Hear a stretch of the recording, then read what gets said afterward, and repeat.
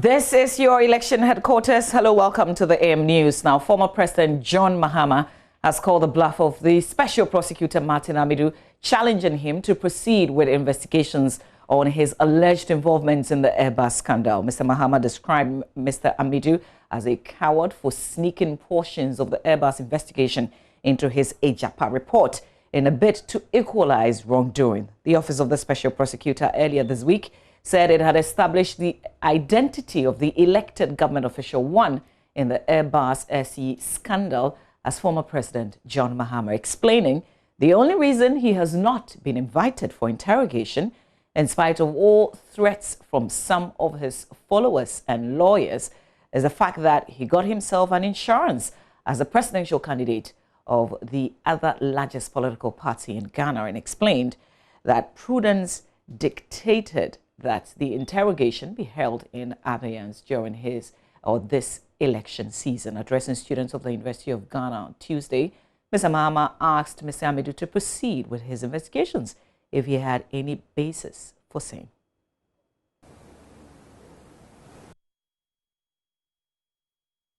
And they knew that the Ejapa was going to be discussed today. Because he was a coward, and he knew that they were going to discuss Ejapa, so put a paragraph on Airbus to equalize the discussion. I mean, what stupidity is this?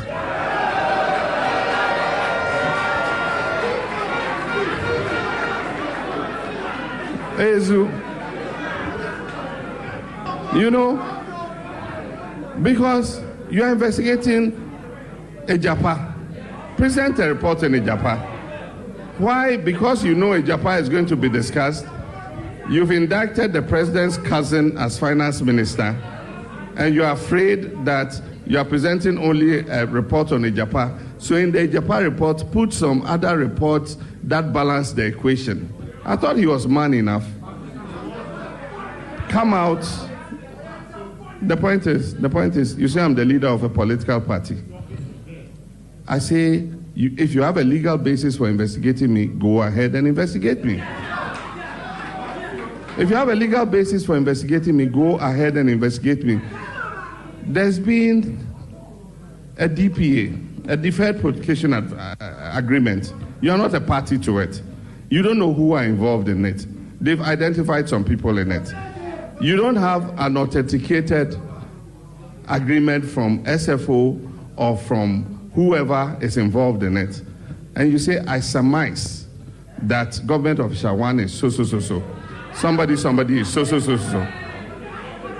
On what legal basis are you proceeding? But you see, the thing is, his office is important because the investigation they did on Ejapa is not a surprise. I said it this morning. We knew already that it was vitiated with corruption. Everything that he has found out. Now, President Akufo-Addo has expressed his disappointment over the refusal by the New Patriotic Party NP for Forminat to rescind his decision to contest as an independent parliamentary candidate in the constituency. The MP's decision has left the party's support in the constituency split between the incumbent and the party's nominee, Philip Ofori-Asante. The president has been speaking at a Durbar in his honor at Forminat in the Ashanti region. Prince Apia has more in this report. So the phenomenon of NPP members contesting as independent candidates in the December election is a growing worry to the party's leadership. The incumbent NP for Forminat, Andrew Asiama, opted to go independent after he was challenged and lost the party parliamentary primary to Philip Ofori-Asante.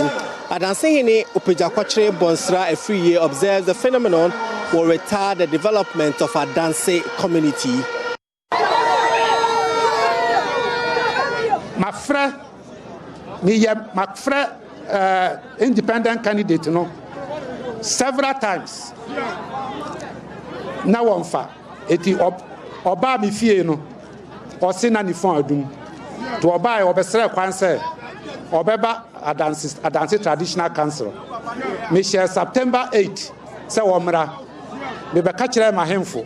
September 8 yetna asia wamba ko ba ya na ka enim asɛm a yɛbɛka akyerɛ no wa ma no ntino up till now maintain nka na yɛde enim ne sɛ yɛamanyɔ sɛm a ɛwɔ Ghana no ne the constitution no kyerɛ no so mampani a ɔwɔ hɔ no ɔno nipa na obɛyi na ama yɛ no ɔno ne yɛdi n'akyire.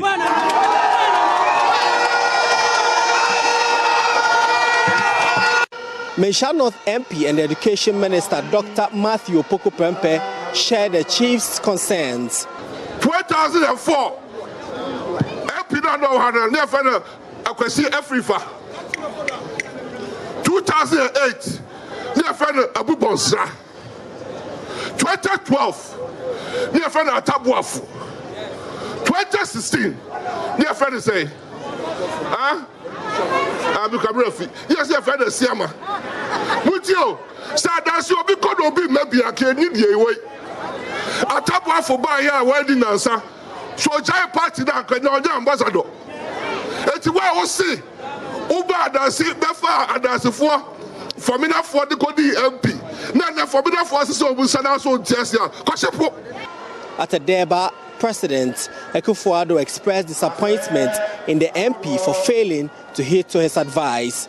So while who say independent candidate no emwa for me na emwa dance mai because e ba ne sa na che se wo mrase bedwam ho no munyo bi a ode aba na betumi akasa amamu a e dey fa so abenya ho aba so no opani ya se me nhyɛ dante ase na me tell say why not we say be obeko independent candidate long before about 3 months me said that friend I mean to say matters I say me say o pese o ko independent na me so independent no emwa me sanye bi kra na o wani a independent candidate for parliament is completely dominated by party candidates and they are now between me ayo enti so from so bi aba na san from so ntina ebufu aba wo afa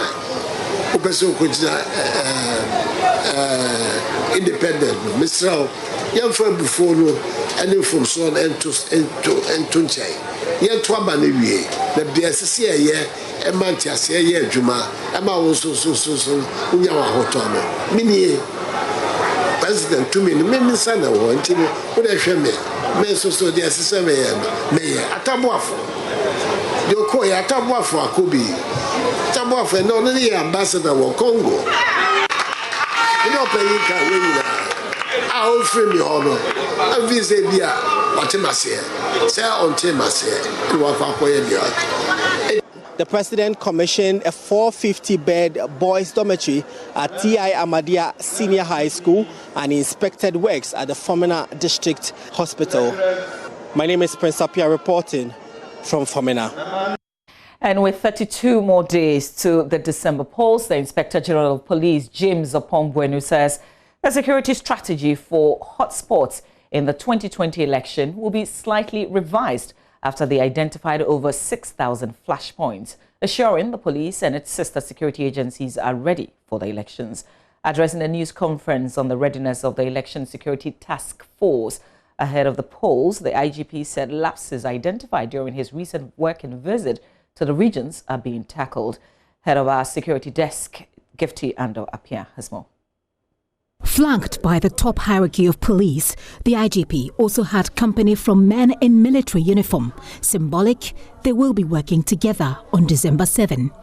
On election day, expect to see more than 62,000 security officers at post. This time with armlets for easy identification and prevention of infiltration. For identification purposes, a special armlet will be worn by officers deployed for election duties on election day.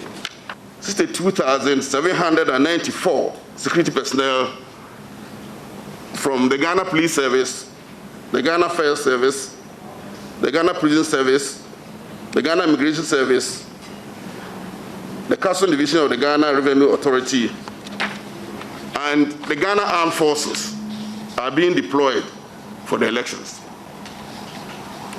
All the personnel that I've mentioned will be in their regular uniforms, with with the exception of officers from the Criminal Investigation Department and of the Police Service and the Bureau of National Investigations, who will remain invisible in court.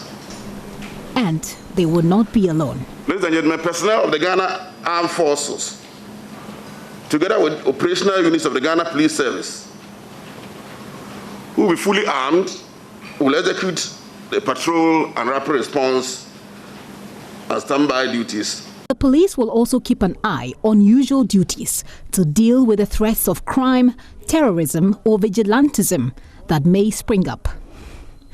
The Odododiodo constituency, an electoral hotspot, has recorded a bloody clash between opposition NDC and the governing NPP recently. Well, the Ghana police has identified more than 6,000 of such flashpoints, and the strategies to be employed in these areas will be reviewed accordingly. Saturated patrols and standby forces may be visible to prevent any mishap. We have identified 6,178 flashpoints nationwide.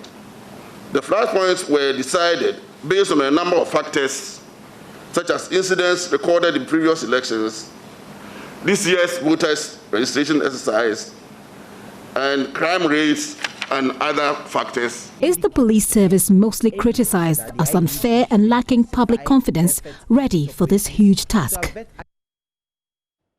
Giftiandro Apia filing that report away from election-related stories as we end the bulletin. Electronics and programming are everywhere. Communication, transportation, health, energy, security, agriculture, among others. One of the things developed countries share in common is their strong foundation in science and technology. Though Africa is striving to reach that height, many factors, including lack of equipment, continue to make it difficult. Luckily, a device called Mabel by tech startup firm Electronics is making sure Ghanaians ace these fields. On Tech Thursday, Love FM's Kwesi Deborah speaks with the brainchild of this device. Final year agriculture engineering student of the Kwame Nkrumah University of Science and Technology, Kojo Owusu, has a dream. Ever since I stepped foot in engineering, in the College of Engineering here in KNUST, I've had this passion to learn computer programming. Though the 19-year-old has been juggling with various computer programming applications for some time now, the experience has not been enthralling. I just don't find it interesting enough for me. It becomes boring after like the first 2 hours of programming. I don't know what I'm doing or what I'm going to use it for, which makes it very blind for me because I don't know what I'm using it for or even where I'm going with it. But then I know it's something I have to learn because looking at the job market out there, computer programmers are really needed out there. So I want to learn it, but then learning it is just not doing it for me. The fourth industrial revolution has called for acquisition of digital skills to thrive. The constant interaction with our phones and computers has made knowledge in IT and electronics a necessity. However, Kojo's struggles is reminiscent of the continent's constraints in equipment and trained teachers. Eric Obeng has actively been teaching programming and electronics for 7 years now. One of the things I love doing is teaching. I taught in a junior high school for 5 years before coming to the university.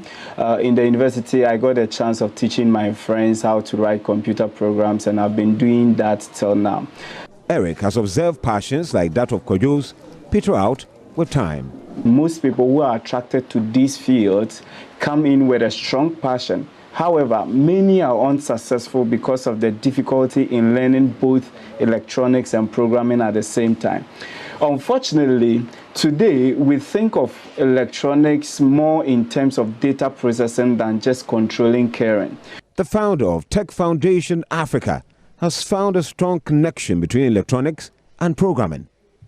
So there is a strong coupling between electronics and programming such that it is almost impossible to do one without the other. Now, these two fields individually take much time to master. So learning the two at the same time is like fighting on two fronts.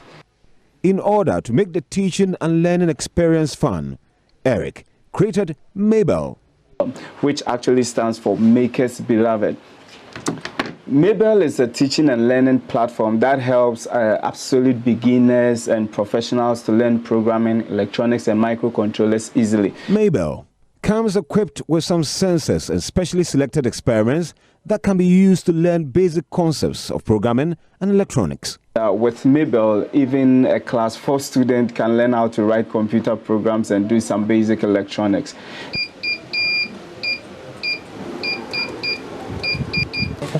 Okay. So, wow. Okay. I'm working on a tone pitch follower using the Mabel board. Okay, so in science, pitch is the sensation of frequency. That's how you hear the sound. So here in my code, I've set the frequencies of sound. So basically, this experiment uses the LDR, which is light dependent resistor, to give different pitch of sound. And that's your Thick Thursday story filed by Love FM's Chrissy Deborah. That ends the AM News for now. Thanks for watching. Stay with us though. We've got the newspaper review. Benjamin Akakwa and myself will tell you what's in the papers.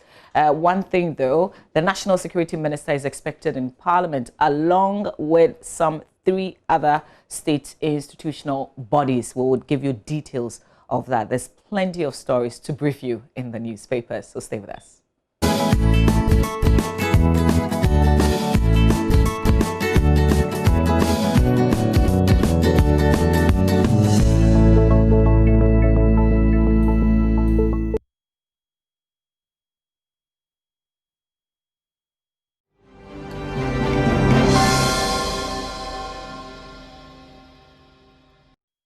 Oh, thank you so much for joining us for the review. We've got the newspapers. We will also be updating you on the U.S. elections. So, Ben, shall we begin? Yes, we shall. I think today I shall start with the Daily Graphic newspaper. COVID-19 is real. Just a reminder there, so do don your mask. Government spends $40 million to complete 6 district hospitals. And some measures in there. I mean, you remember the promise that was made with regard to hospitals on a regional and district scale. So at least this would show some level of, not a start of the projects, but at least commitment to that cause. Security agencies ready for December 7, 62,794 personnel to be deployed. And today we're delving into some of those security-related matters on the show. Election 2020. Who wins the central region? Now, it's a key swing region. And apart from the Greater Accra region, it has also been pivotal in determining who becomes president of our land. So that story there as well on the front page of the Daily Graphic. When you go to the center spread, living income, a game changer for cocoa sector. Another interesting story there. And then harnessing the potential of Ghana's fisheries sector. Those are 2 very interesting stories. On the back page, Galamsey fight still on. That's according to Lands and Natural Resources Minister, Mr. Kweku Asuma Treme. And then court discharges 22 alleged secessionists. You remember I was talking about this circus where we hear of people we supposedly engaged in some secessionist activity. We round them up. And the next thing you know, we say, it's okay, go back. Live your life, enjoy yourself. And then when something else breaks, then we come and, hey, it's becoming ugly again. I mean, it's been quite a sequence from Papa V all the way down. We've had quite a number of them. I really don't know what our approach is when it comes to these secessionists. Are we willing to hit the nail on the head, or are we just going to skirt around the issue? I'm not sure. I don't know what your thinking is. I have said it before, not just on this matter, but other matters, that it doesn't excite me when I hear police have caused arrests, when they've arrested people and they've paraded them in front of the cameras. That doesn't excite me. See, it is the case that you have against them and how you deal with it and get conviction. Yeah. That's what excites me. So for as long as they would round a lot of them up and line them up and take them to the courts, we will continue to have them being either discharged or for want of prosecution, like they would say, right, the process will discontinue and then we'll come back, fresh charges, we will come back. It will be a cycle. Like what we saw recently in the case of Alhaji Sinari. So all the, hey, he's going to the police station and we're going to interrogate him. Next thing you know, they're dropping the charges. They're dropping the entire case. And you ask yourself, what exactly is going on?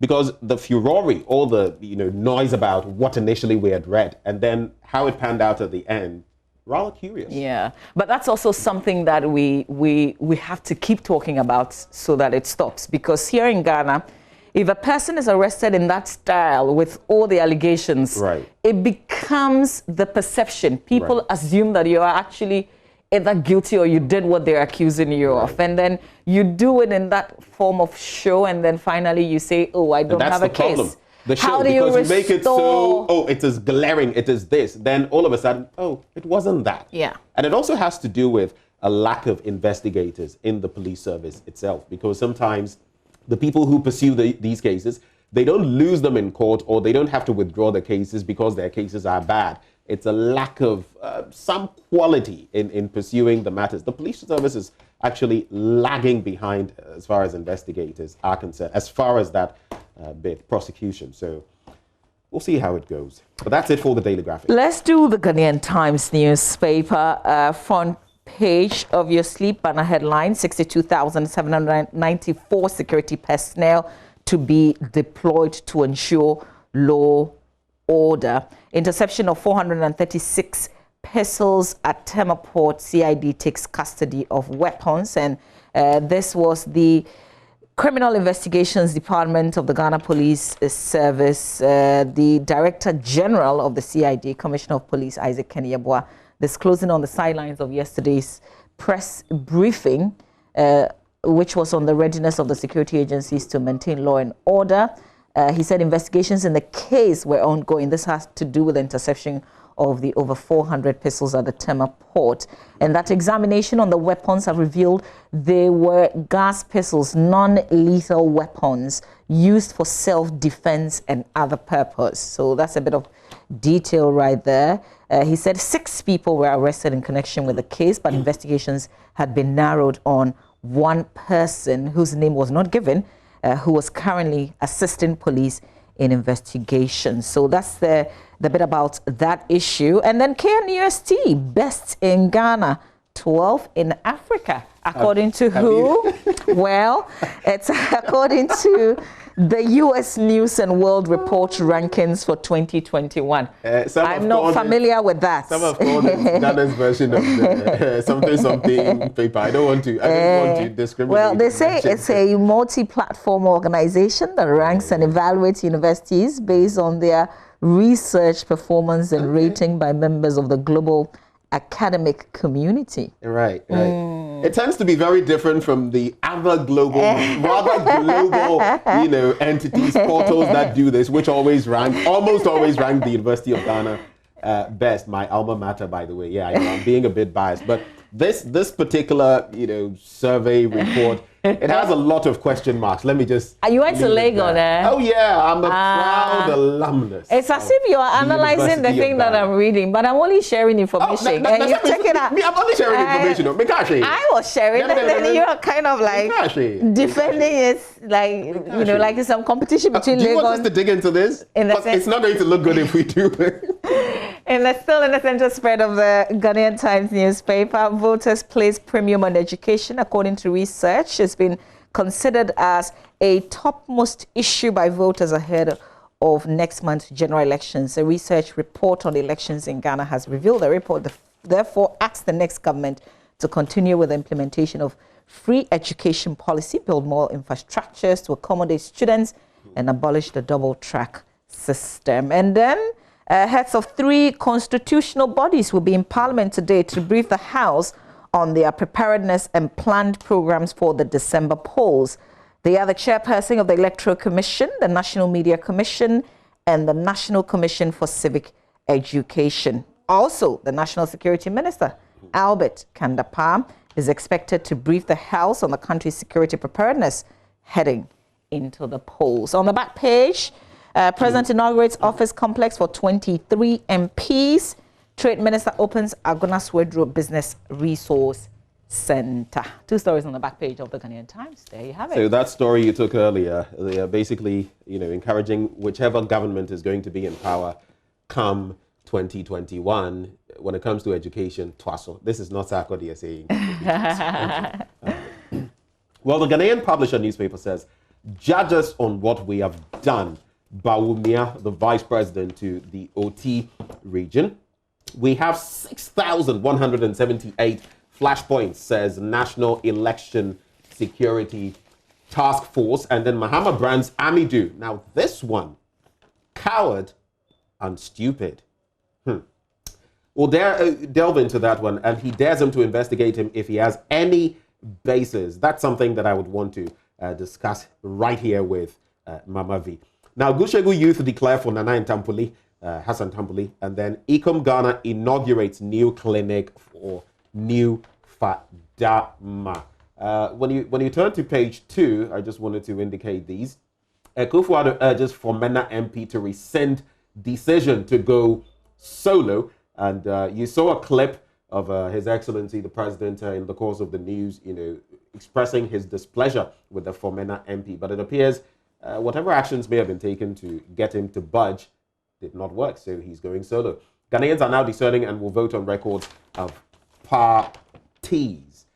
So that's that. Interesting, because when it comes to this matter, in the next newspaper I shall do, you would find out that the NDC also has its fair share of people who are going independent and causing trouble for the party, so to speak. Okay, so that's just where I'm picking up from that, because in the Daily Dispatch newspaper, you find that it's a major headline.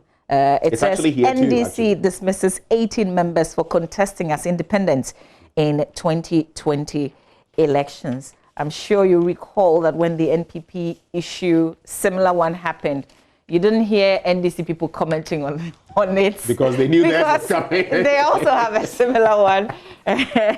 So where they agree, because, it's basically the same rules, where the rules are the same in both parties, you hardly hear them say anything.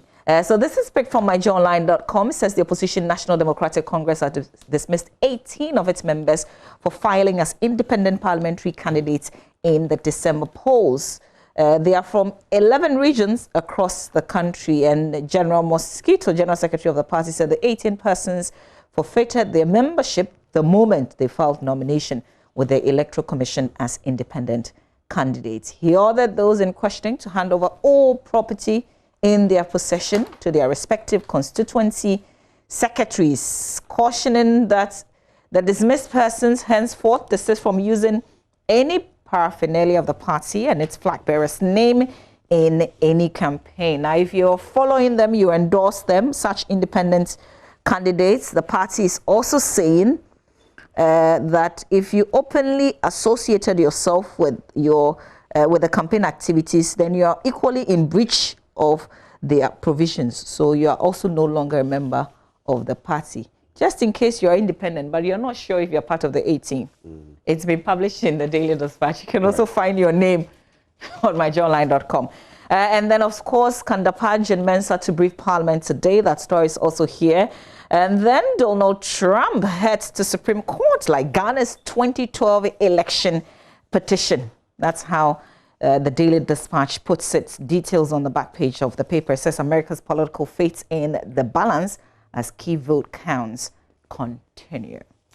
So it looks like this is going to be a long-drawn election in the United States. But let's come back to Ghana. The National Inquiry newspaper says it talks about the full text of the NDC's Ejumapa manifesto. It's basically all about the NDC. And then Mahama fires Martin Amidu and some of Mahama's legacies in the Volta region. But two stories that interest me.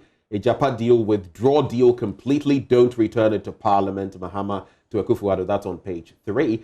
And then again, media owners, now greatest threat to media freedom in Ghana. That's coming from Afeo Moni, GJA president. We'll find out why exactly he's saying that. Let's do the Daily Guide. Front page of the Daily Guide. Mahama calls Amidu quote and unquote stupid, quote and unquote coward. That's not me saying. is the paper quoting exactly. And then 62,794 security personnel for election. John Oji kidnapped Tadi girls, says colleague. This is very important. Police detective has said one of the 2 Nigerians standing trial over the 4 missing girls in Takoradi in the Western region kidnapped at least 2 of the victims. Okay, so let me take this again. A police detective has said one of the 2 Nigerians standing trial over the 4 missing girls in Takoradi in the Western region kidnapped at least 2 of them. Detective Inspector Peter William Azuma of the CID of the Ghana Police Service in Second D told the Second D High Court yesterday that Samuel Yudotek Wills, a key suspect in the Takoradi missing girls case, told him that it was John Oji, another suspect, who did the kidnapping. He said Mr. Wells had admitted to him that his co-accused kidnapped Ruth Kwesing and one of the Priscillas involved, but could not state whether it was Priscilla Crunchy or Priscilla Blessing Bentum, both victims. So if you want an update in terms of how this case is proceeding and what exactly happened in court yesterday, you can continue to read in the center spread of the paper. That's the News One Entertainment. John Dumelo preaches violence ahead of 2020 elections, and this is coming from a video that's been trending, but we know that he's also issued a statement apologizing for some of the comments that he made in that video. And then, well, there are other stories that, you know, if it's of interest, you can continue to read. There are some sports stories on the back page as well. I shall wrap up with business-related news from the Business and Financial Times newspaper. It says access to electricity sees significant slowdown. That's according to an analysis or analytical piece by the IES.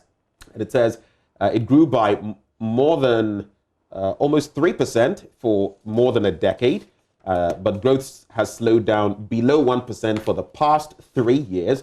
And to achieve 100% access by 2025, 3% growth rate is required.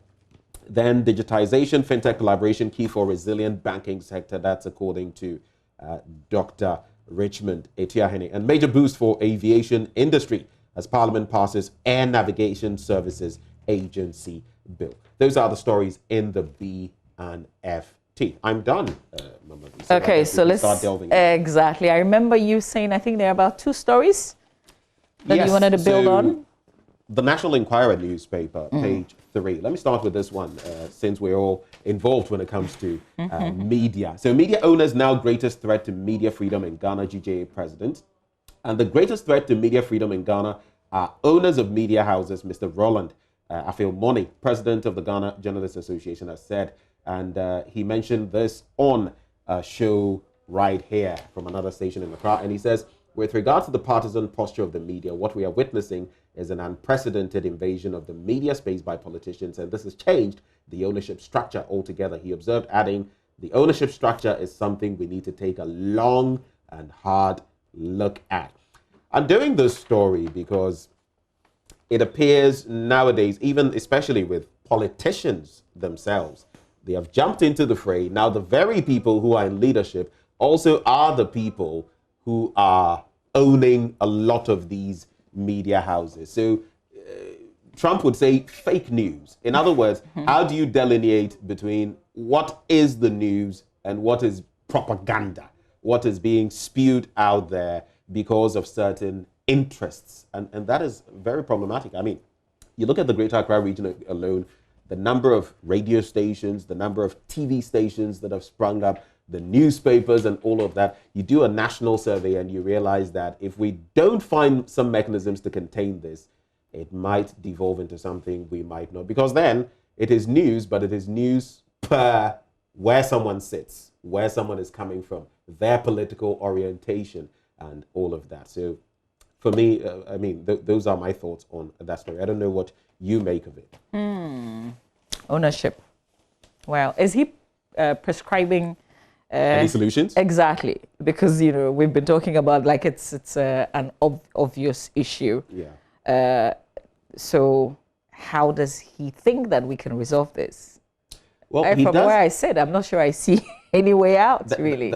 That is the problem. But maybe, I don't know whether it is to make it more difficult for people to, acquire licenses to run radio stations, television stations, or whatever it is. Or maybe even if you realize that someone came with some political coloration, would there be some bars or something of the sort? But in the end, what I see is you would have people circumventing other people, fronting for other people, and doing it anyway. So, Ben, I think it goes back to the larger issue of the executive appointing everybody, because you're talking about the regulator who also issues the license, correct?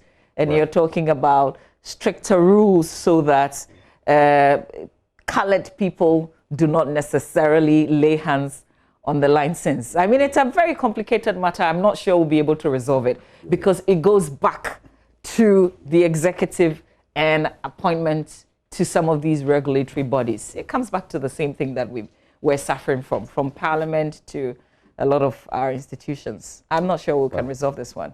It's way too big, bigger than the GJA. But on the second story, though, just to wrap up, I'm just going to pose the question to you. Do you think this entire thing going back to Parliament is going to make any difference? Ejapa. The former president is saying it's a futile attempt. I don't want to get into the politics. I'm just disappointed that we're not able to deal with matters, state matters that go beyond the political, either the political ideologies or beliefs or even the tenure, because this is the states. This is Ghana. Right. And I feel like Parliament should do things in the interest of the states. Right. But that's not what we see, unfortunately. So I am totally disappointed. And I'm worried where your disappointment lies, where exactly? Okay, so is it with the process? Is it with the fact that it's going to go back and likely not? I'm just even thinking beyond Ejapa. How many of such deals have already gone through that we've committed to that will come back later on to haunt us? Right. I mean, there was the issue of the energy deal, the one that saw Boakye Ejaku also being fired. Remember? Mary? Exactly.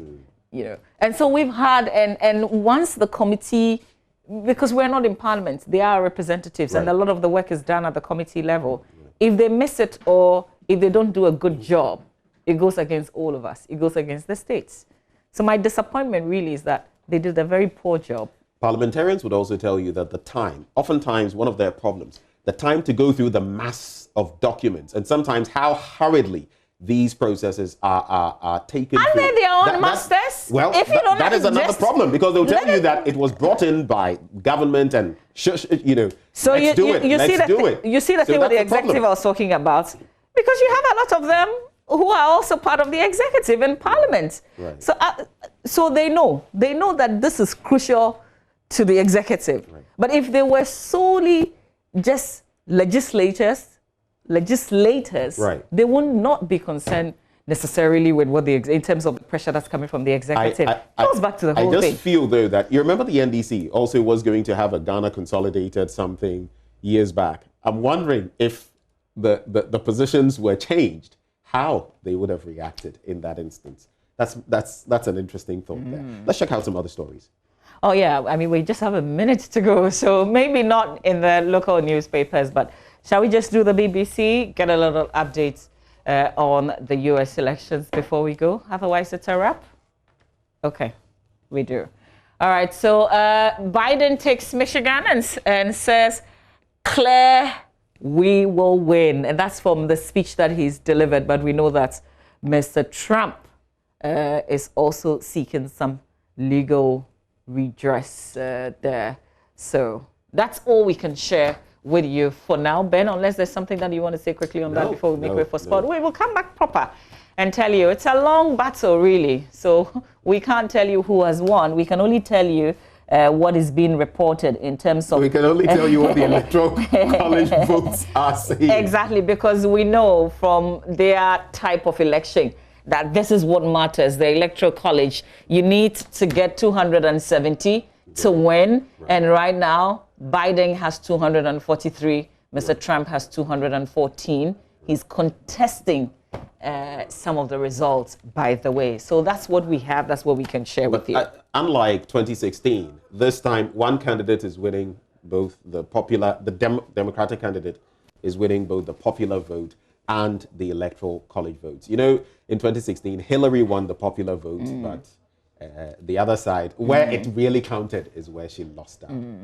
To what conclude you all? Oh, may conclude here. Okay. But I mean, as per the figures for now, I am not the court system. All right, we'll bring you sports. Sorry, Kwampafo is standing by. We'll tell you the embarrassing defeat of Manchester United yesterday. Pressure is building. Stay with us.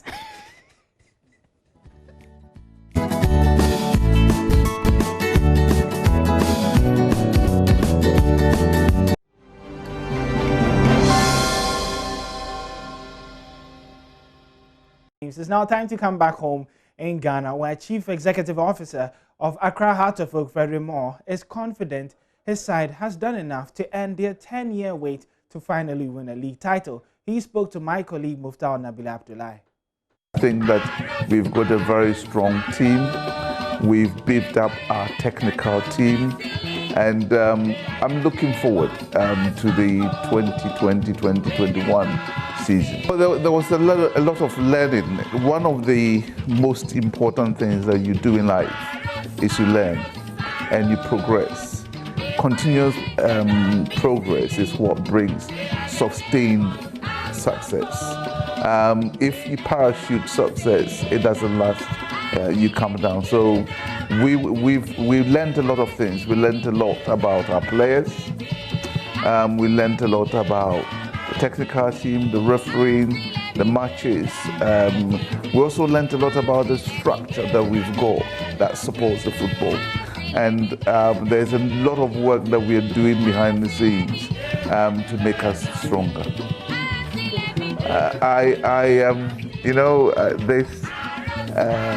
After it's been said a few times, it's not being news.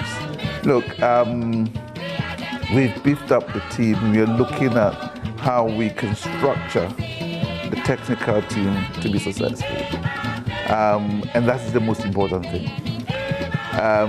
The players themselves are eager to go. I've been to the training ground a couple of times, a number of times, and I've seen the hunger in their eyes, the hunger in terms of what they do, how they respond to training. I have no doubt that the other clubs have also beefed up their teams and they are very strong competition. And that's what Ghana football needs. We want to be successful. We are the premier club and we want to be the premier of everything. I've never claimed to be a prophet, and I don't want to start now. But what we do, like I said, we've got a very successful board chairman, and what I have learned from him and what I try to implement. Well, that was Heart of Oak, but still on the Ghana Premier League, we move to Dreams FC, whose head coach Winfred Domon believes that his side are ready for their season opener as they will be facing Interlice on match day 1 in the new Ghana Premier League season, which inches ever closer. Well, I was at their training ground yesterday and I spoke to their coach, and this is what he had to say. Right here on the Madina AstroTurf pitch is where Dreams FC are preparing intensely for the new Ghana Premier League season, which kicks off on November 14th. Dreams FC, who are based in Dawu in the Eastern region, have made the 2-hour journey to Accra for their pre-season. Head coach of the side, Winfred Domon, explained why the team chose to camp in the capital ahead of the start of the new season. Well, it is in our best interest. We decided to hold the campaign here because we have access to the AstroTurf, and most of our players or most of our fans come from this area, come from this Zongo environs. And so far, preparation has gone down very, very well. Sometimes we mix the AstroTurf and then the natural turf. Sometimes we go to Legon to use the IAS pitch. Sometimes we use this AstroTurf. And so far, so good. Preparation has gone down where the players are responding to the demands of the pre-season, and it is looking good. So far, the Still Believe boys have been involved in some friendly games, losing just one of them. Domon has been assessing the team's performance in the pre-season. Well, it's been good. Yes, we started with some low-profile games. We this week are graduating to the high profile. We have Olympics to play tomorrow at Magdand AstroTurf. We have the U20 also, to wind down on Saturday in Pram Pram, and then we'll have 1 week to polish, 1 week, to do some psychological orientation exercise. Basically, a coach needs about 6 to 8 weeks, and if we calculate the weeks, we are in the 6th week, and everything looks fine. The players are responding. We've strengthened every area of the team, i.e., goalkeeping, defense, midfield, and as well as the attack. On the opening weekend of the Ghana Premier League season, Dreams FC will be in Accra to face Inter Allies. Domom is confident his side would be ready for that fixture. Of course, we are looking forward to that game with high, belief, high optimism. Inter Allies play some very good football. We share some philosophy together because they also believe in youth development. It's a very tight call, but I believe we'll put our house together, and I believe on the day our tactics and strategy may work. It's a crucial opening, and we intend to get all 3 points on the day. Yes, it's not going to be easy. Yes, we respect them, but we have also observed the team from afar, and we know which areas, which buttons, to punch us. The Dreams FC camp is oozing with confidence as they eagerly wait the start of the new season, which inches ever closer. Will the ambitions of the Still Believe boys remain a dream or a reality when the season kickstarts? Reporting for Joy Sport, Orek Wampofo. Still on the Ghana Premier League, and if you remember last week we did a GPL Primer show, but the focus was on Accra Hearts of Oak, and this time we move all the way to Kumasi to talk about Asante Kotoko. And this is a promo to, spark up your interest as we get ready for the big one on Friday. 24 times they have won the Premier League title since the official documentation of domestic football in 1958. However, in the last 6 years, the Porcupine Warriors have failed to annex the domestic coveted trophy. How do they intend to end that 6-year drought when the 2020-2021 Ghana Premier League season commences on November 13? We'll be hearing from coaches, ex-players, current players and fans of the Porcupine Warriors on GPL Primer this Friday on Joy News, 10 p.m. with me, Muftau Nabila Abdullahi.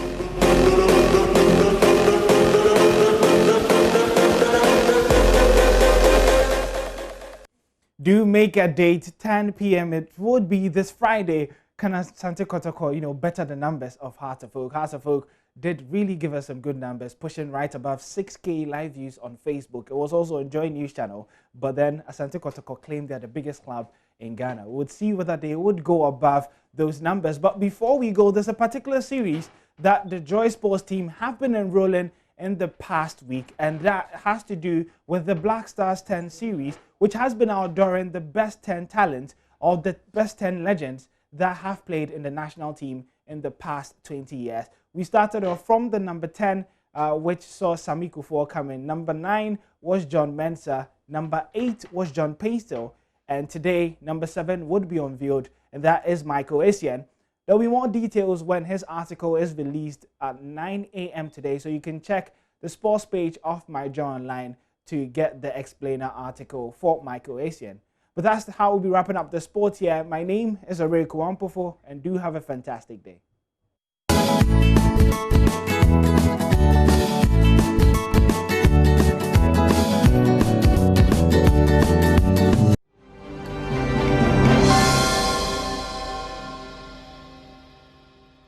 It's 32 more days to the December 7 elections. Of course, this is your election headquarters. Welcome to AM Talk, where we break the national issues down. Security is, of course, on top of our agenda this morning. Let me introduce to you my guests who are seated. The Member of Parliament for South Dai constituency in the Volta region, Roxin Nelson Eche-Komi Dafamako, is here. He sits on the Constitutional, Legal and Parliamentary Affairs Committee. A very good morning to you. And the Judiciary as well. Thanks for being here. It's my pleasure.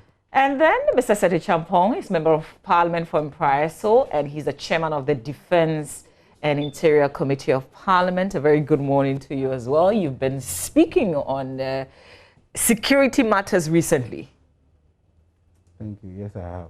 Great. So let's start with the fact that the National Security Minister, I was sharing that he will be in Parliament today to brief the House on in terms of security preparedness ahead of the December polls. There's also the Electoral Commission Chair who appeared before the House, the National Commission on Civic Education, and then the National Media Commission as well. So I'll start with you, Mr. Champo, on the security angle. Thank you. Good morning to yourselves and good morning to my brother. And may I take it off, or you want me to flow with it? If you think if this is the 1 meter, how do we measure that? No, I think I need to put it on for the observation of the protocols because okay, Robson great. is not in. But if you need another one that will make you a lot more comfortable, I'll be happy to supply. You manage this one, okay? Great.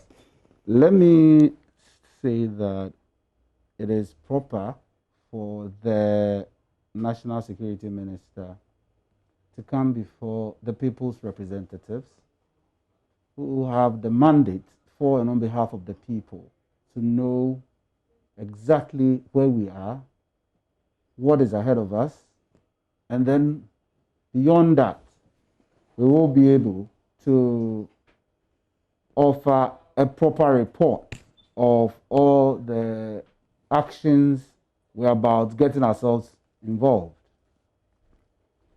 First and foremost, in a couple of 32 days or more, we will be holding a general election in the country.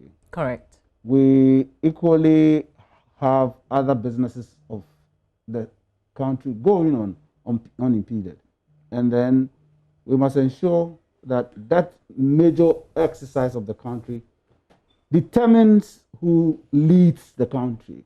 We're going to elect a president and then 275 representatives of the people. And these are done the same day concurrently.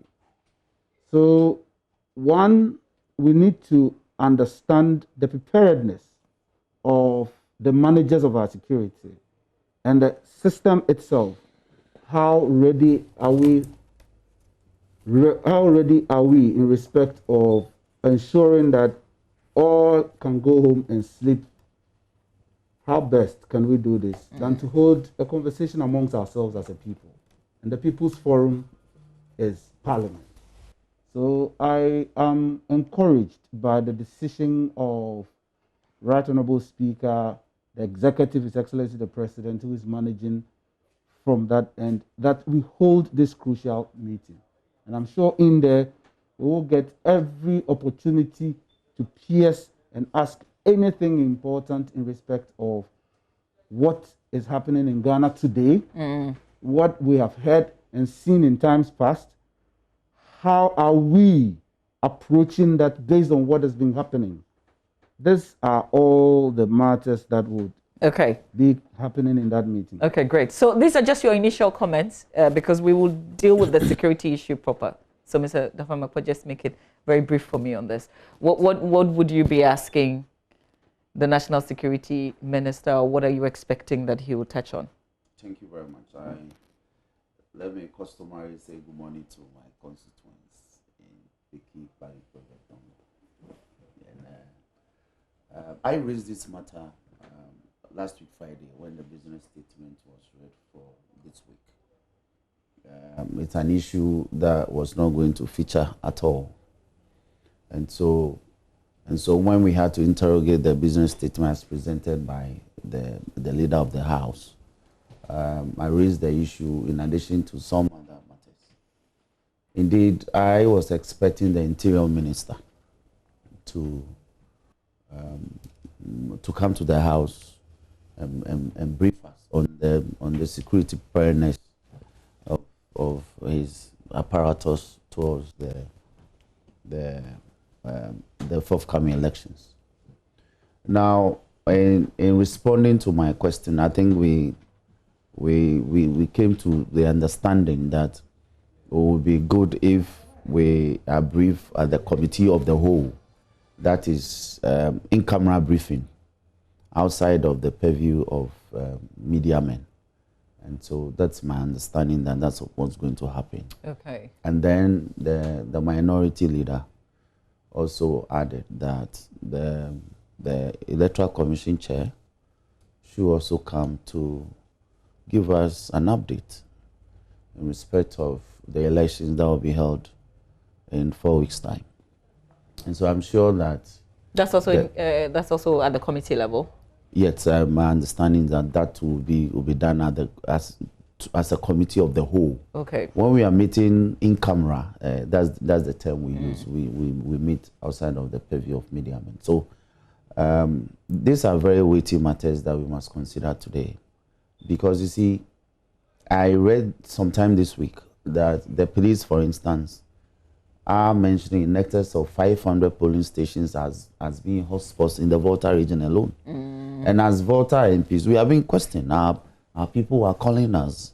We need to have details on these polling stations and take the appropriate steps to be able to forestall any such crisis in these respective polling stations. So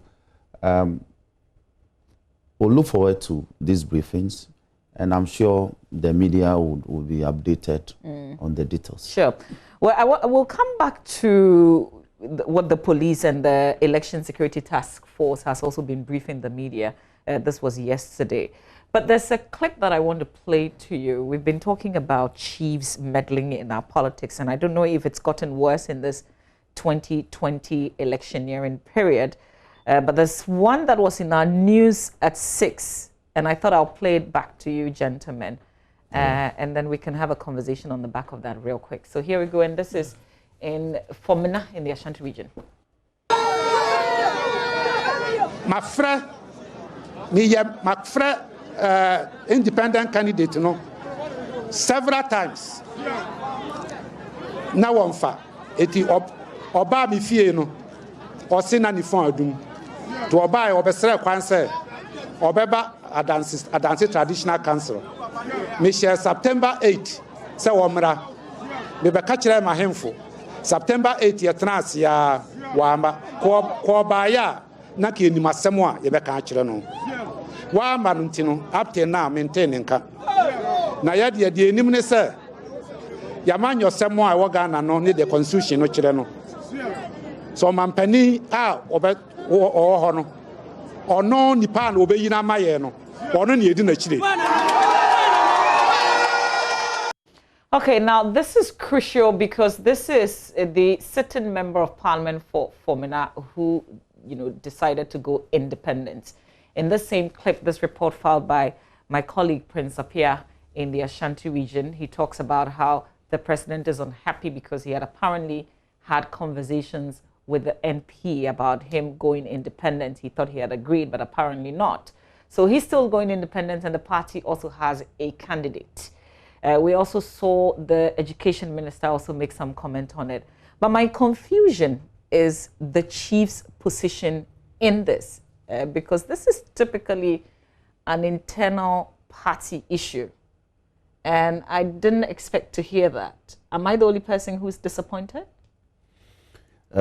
Indeed, no. And if I may make reference to Article 276, Clause 1, and it says as follows: a chief shall not take part in active party politics. You see, the controlling word there is active party politics, and any chief wishing to do so and seeking election to parliament shall abdicate his tool or skin. Now, what the Fomena chief did amounted to taking part in active party politics. The constitution simply didn't say party politics, but a very active one. To the extent that he will say that whoever the president selects or nominates for them is the fellow or the person that they will follow. And so as it were, he's become the chief campaign manager for the government of the day in that area. And there are instances of things like this all over, and it's worrying that. Has it gotten worse in this 2020? Well, I haven't analyzed that, but I think that with the increase in the usage of social media and all that, there's an avalanche of that. in a modern party politicking, but to actively do so is the issue. But hey, chiefs have always been part and parcel of our body politic. Indeed, the Constitution in clause 2 of that, of Article 276, say that a chief can be appointed to a public office which is otherwise qualified. And so it doesn't say that they cannot participate in our body politic, in our public sphere of governance. But to do active partisan politics is what the Constitution frowns on. And so, yeah, the CSOs, the religious leaders, the Peace Council, they're all there. These are matters that should exercise their mind and let people stay in their lane. Yes. Mr. Chairman, shouldn't we just scrap this whole law on chiefs not doing partisan politics? Well, if as a people we decide to go on a referendum and take such a position, then I'm sure we would have taken a decision by ourselves. They're doing it anyway. And for the people, we all were here and we said we would not want them to be involved in the day-to-day partisan behavior of myself and Roxing as we go about it. And let me go to the specific matter. I'm not surprised. But the world is surprised because your cameras have captured this. When we have had visits to our chiefs, before you, they'll give you what they think you know and what you want to hear. They'll speak with you. That's the reality. If another person comes, we speak to them as well. So it's in contest. I'm not surprised about this at all, because the tradition is that if you have not done anything untoward to warrant the wrath of the chief, once you appear before our elders, they are bound as parents and as custodians of our land and overlords to welcome you home and engage you in a conversation. But because this very particular conversation is being captured by our cameras and it is gone as it is going, it is going to be the subject of conversation. Oh, but to say that, as for us, dear, it is the candidate that the president selects that we follow. Mama V, he was talking to the president when the president had called on him. That is a conversation between himself and the president's presence. Another candidate will go, beckon on him, his request. If the person has done nothing untoward, the practice is that they are not supposed to throw away their subjects. They are supposed to welcome their subjects. So this is how it is seen. If I listen carefully to his narrative, and if you are to do an analysis of the subject, he says that it is a matter between an independent candidate who has emerged in his area. And the independent candidate is the sitting member of parliament. The independent candidate is the sitting member of parliament who got into parliament on the ticket of the New Patriotic Party. Today, the leader and the flag bearer of the New Patriotic Party has gone before the kings and the chiefs of Fomena to tell his story and promote his political party interest. So his narrative is in the interest of his political party. And so he went in there solely to promote himself as a candidate for the general elections as a president and a presidential candidate, and who we, as a tradition, a political party, united as an entity, have also nominated. I think we fairly appreciate that. May I rebut it's that? just 30 seconds on that. May I rebut that? No, 30 seconds will not be enough. You see, the issue of the Fomena MP, this was my colleague who was frustrated even in participating in the intra-party competition during their primaries, to the extent that he had to decline contesting because his nomination, to acquire nomination forms to complete and submit, he was frustrated. And then eventually he had issues with the album as well. Exactly. So eventually he decided to contest independently. Now, I hear there's a letter even in Parliament directing, indicating to Speaker that he has been dismissed from the party. I was going to ask what the position of Parliament is on this one. Yes, we'll deal with that matter. So there are antecedents to this issue. So the Fomina chief is a traditional ruler of the entire Fomina, and the people that he leads in his traditional area consists of other party members. So if you speak like this, what about the NDC members who come from Fomina who are your subjects? What about the NDC members who are CPP members who come from Fomina who are your subjects? So this is why comments like this shouldn't be entertained to poison the body politic. And I'm surprised that my brother Achampong, the way I know him, is not criticizing the comment, but not the scenario. Why? A chief can come to you, speak to the candidate in terms that you think is favorable, but don't be partisan. Don't say that me and my people will follow the candidate that you, the president, will give us. Okay, thank you very much. Mr. Achampong, please land for me. Thank you very much. First and foremost, Roxin, my colleague sitting here, understands and knows the reality of our trade. I will plead with you, when President Mahama goes to Fomina with his candidate, capture everything that the chief says and see if the chief will point his left hand to President Mahama. Are you saying the chief would say, and see if the candidate that you will present is the one that we will follow? You see, the president was there. We've been to Fomina. No, please, excuse me.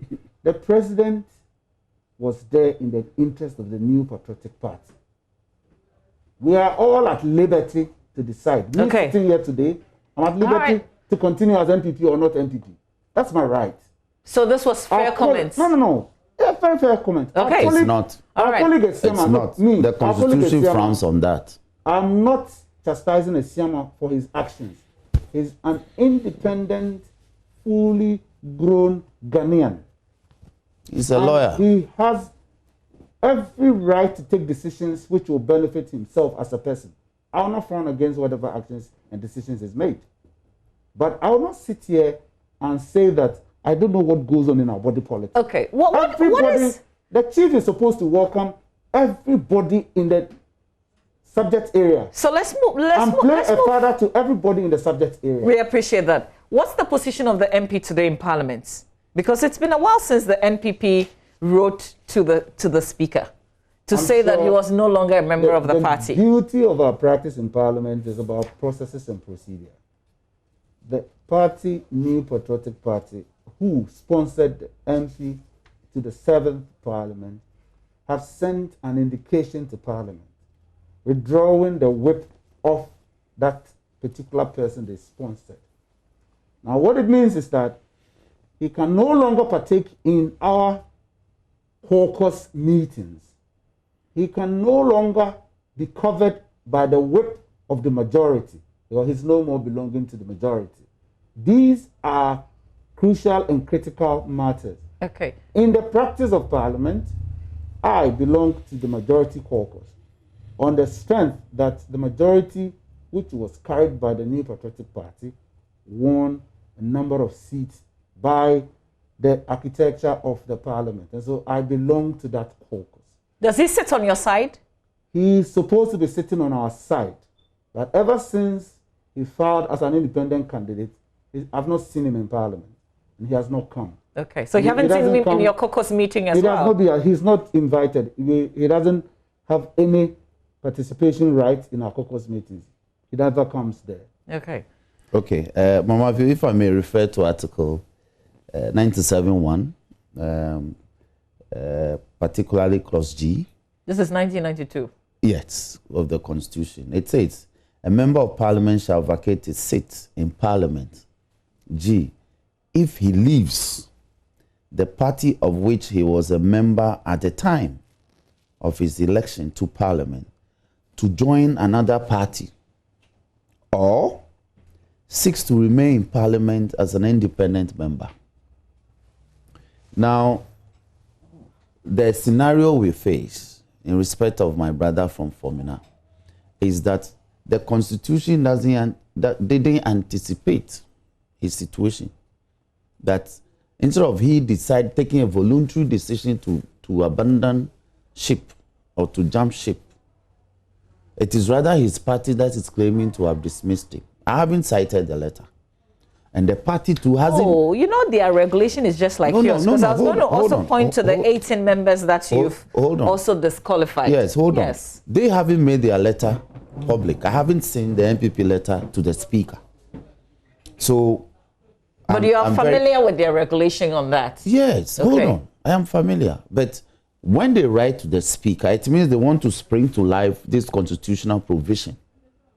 That then steps should be taken to ensure that his seat is declared vacant. But here is the trick. Now, his decision to contest as an independent member to become a member of parliament as an independent Ghanaian. In the next parliament. It's in the future parliament. It's in the future parliament. And in any case, if he decides to contest the letter supposedly dismissing him from his party, that is also a remedial measure available to him internally. So I don't see this happening. Isn't it a bit surprising that this issue hasn't come up at all in Parliament? Because yes, perhaps was sent a while ago. No, there is only a speculation that a letter has been sent. If indeed the Speaker receives a letter like that, Speaker will normally come to plenary and read as external communication. Nothing like that has happened. Mr. Champon, please, because your party said that they had sent the letter to Mr. Speaker. Every business that we do on the House floor, and he knows, we have what we call pre-meeting conference. Every matter that is read on the House floor is decided between the Speaker and the leadership. There are several business committee. Yes, we appreciate that as well. This even besides the business committee, before we hold a meeting today, the Speaker calls leadership into conclave. So has the letter gone to Parliament or not? Have you seen the letter? Oh, I haven't seen it. Are you the anchor? I haven't seen it. You see, this is a very nice lawyer. Unfortunately, I've seen him sit here and try to play the work of the Supreme Court. Why? The constitution that lies before him, yes, I take inspiration out of it to speak, but not conclusive. Why? But he's demonstrated here and now that his practice allows him the opportunity to interpret it so motu. Exactly. Oh, you don't know that. No. That is what we do as lawyers. No. What the Supreme Court does is to determine whose opinion on the matter is supreme. Let's hear. But as for the lawyers, we always interpret the law.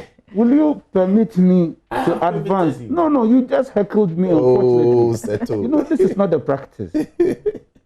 So I am saying that the matter, when it arrives, would definitely have to go through a process. So it's going through the process. In Parliament, it is processes and procedure. He knows. Okay.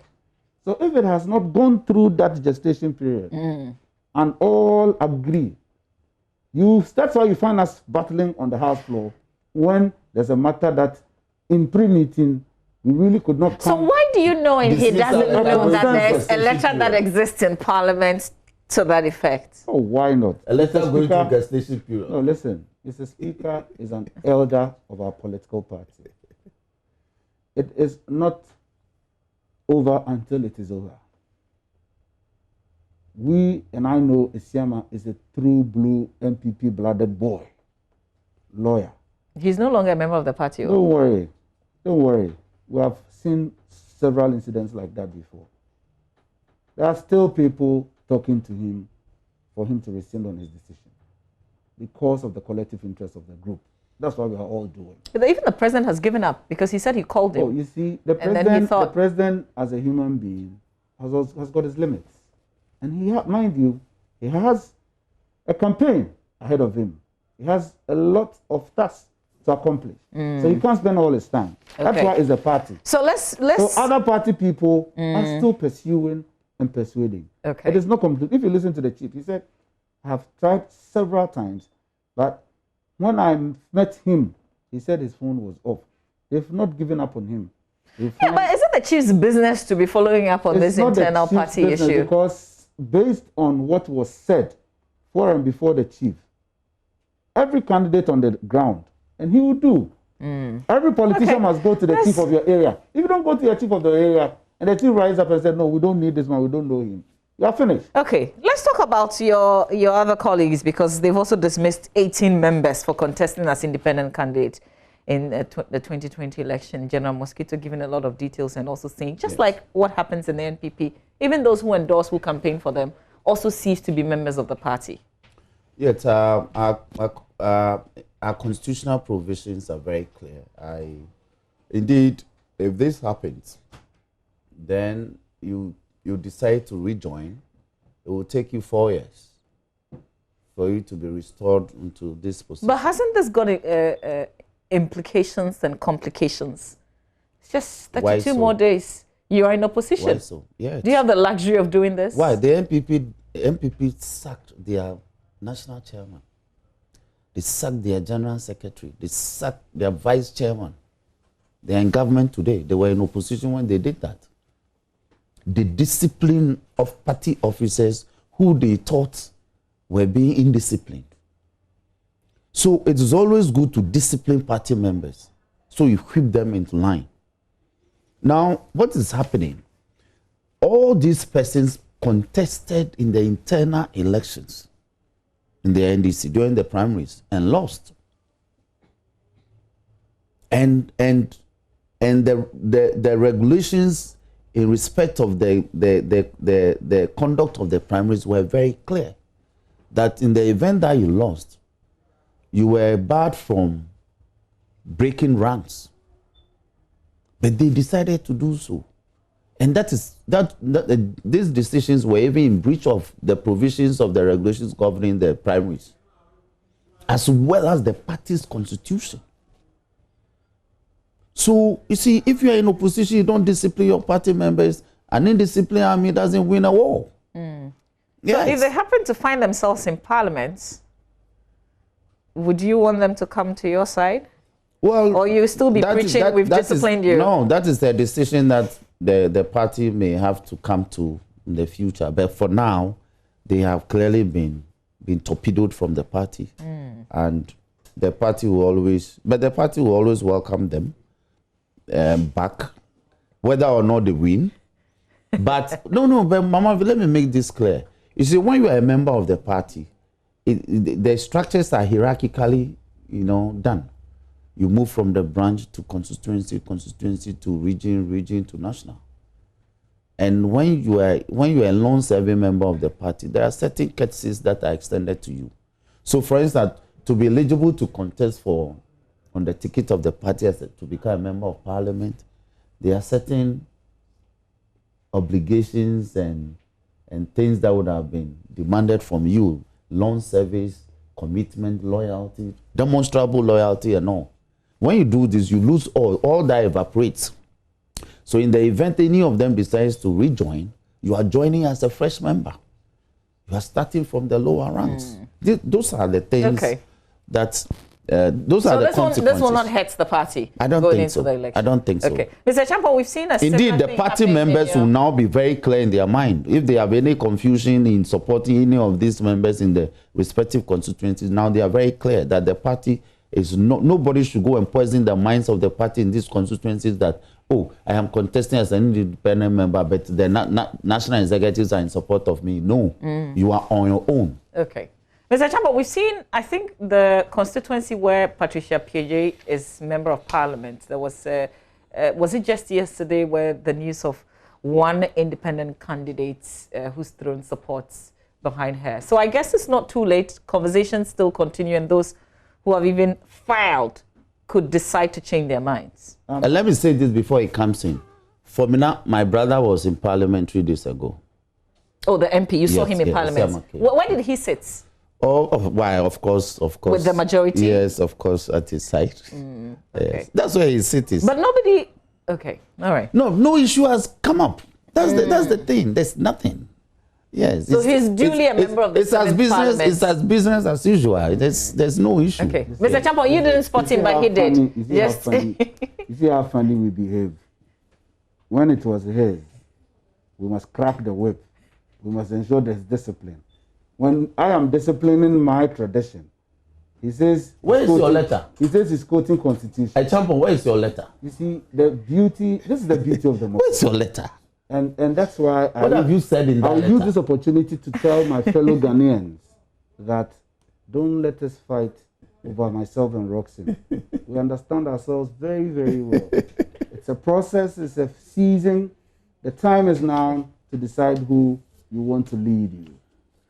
You work and check our records, and then you know that, yes, these are the people I want to flow with. I want to say that it is proper because we did same and we continue to do same. It doesn't matter how your experience is. If you mess around with us when we are at war being used advisedly, when we are embarking upon an action that will inure to the entire benefit of the system, and you cross our path unadvisedly, we will lift you and throw you away. So these are the practices we should, all political parties must ensure that we find disciplinary measures appropriate for those who go against established norms. Other than that, we are not governing. And so I will say that once we have decided to rule and govern this country, whoever so decides must come with sets of disciplinary measures to make sure that when you are given that opportunity to lead this enterprise called Ghana, you have such to also bring to make sure that we all enjoy some discipline. Okay, great.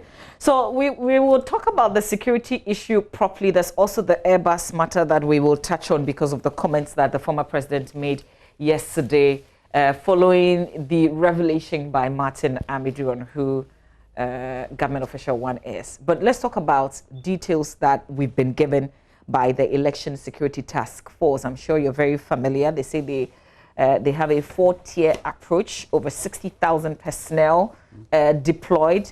They will be in uniform, except for CID and BNI. Undercover, those who will be invisible. Yes. So I wanted to, okay, you want to say something on that? No, let me listen to you first. Okay, so with Ayawaso West Wuogon still fresh on my mind, I was wondering if we truly understand invisible, in quote. Why not?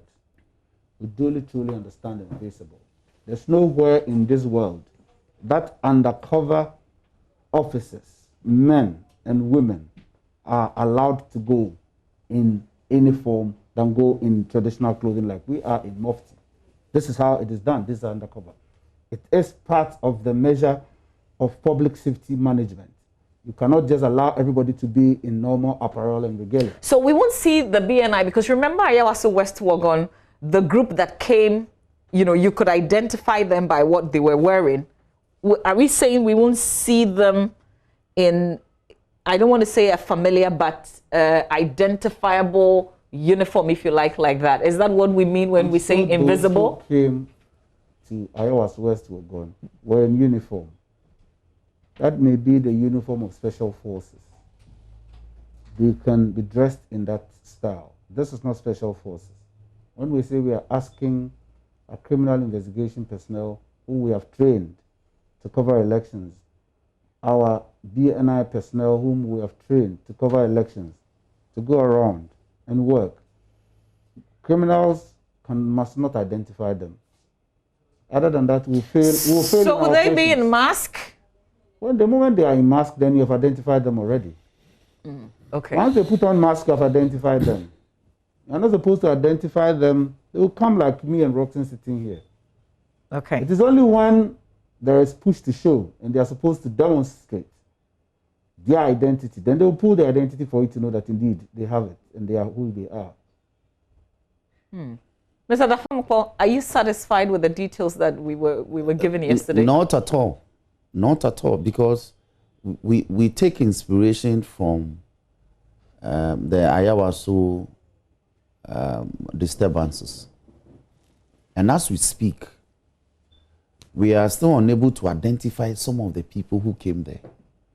Not from national security? Why? Do you know them? They say national security. Isn't that what they say? Yes, that is a very nebulous term.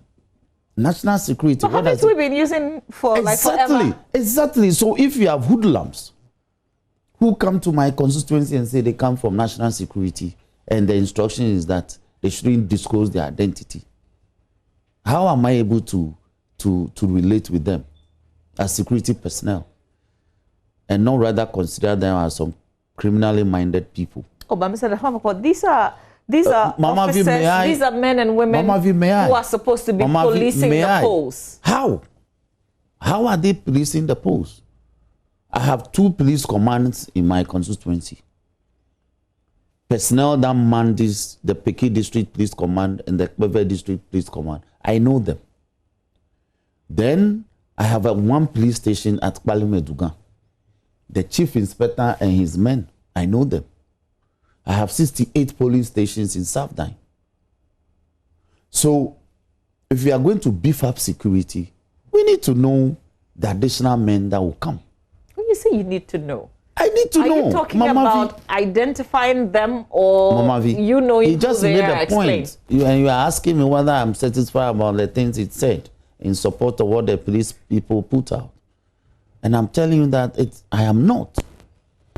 And my party, it's not.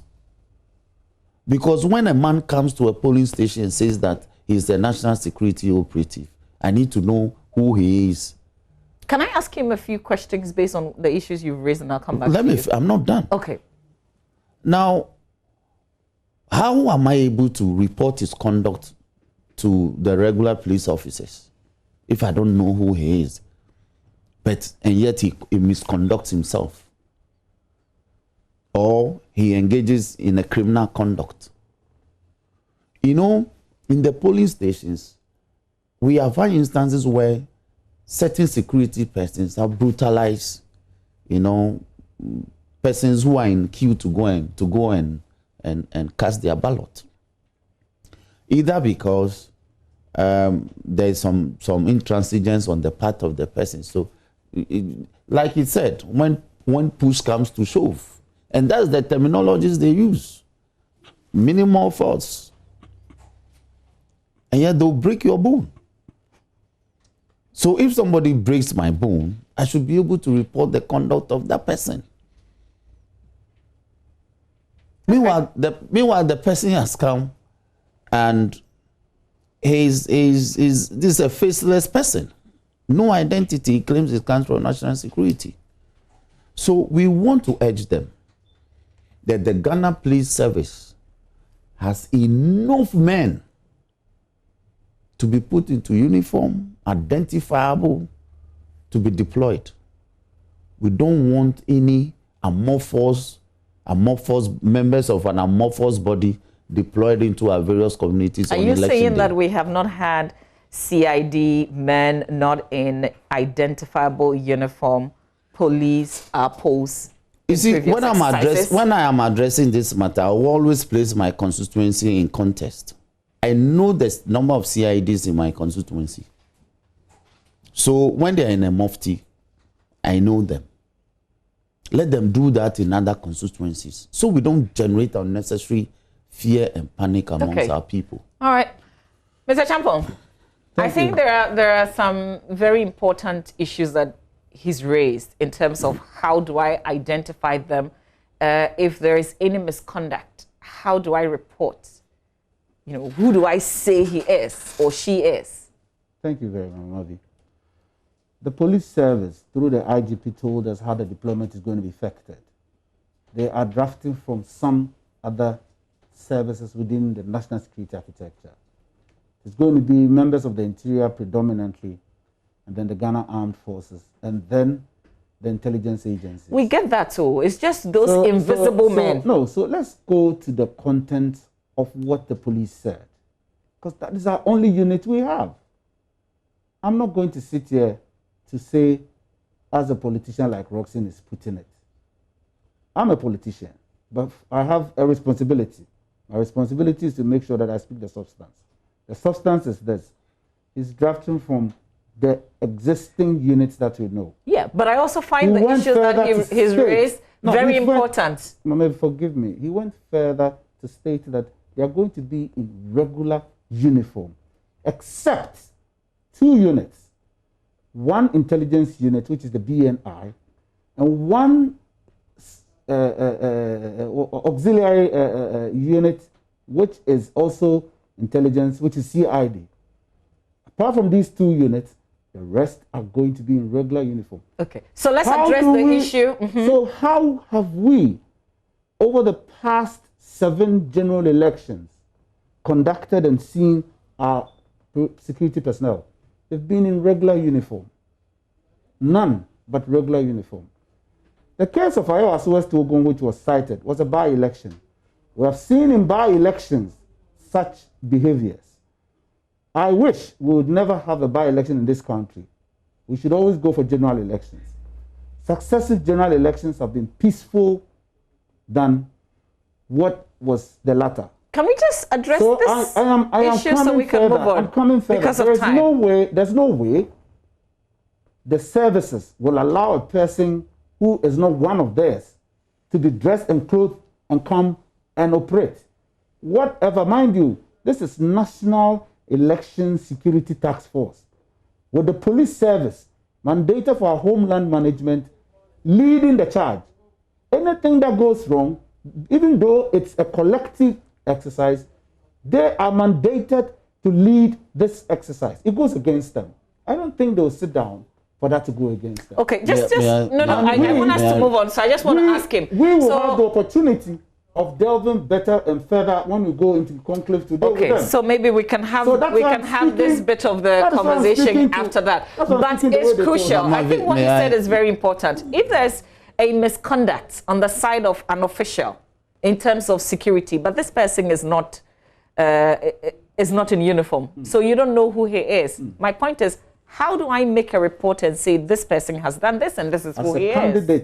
As a candidate in every operation, when they are deployed, a respected member of parliament like himself, and like he gave the narrative of his district, if they are going to bring any officer who is higher than his district officer, he will be in the know because the district officer will have to let him know.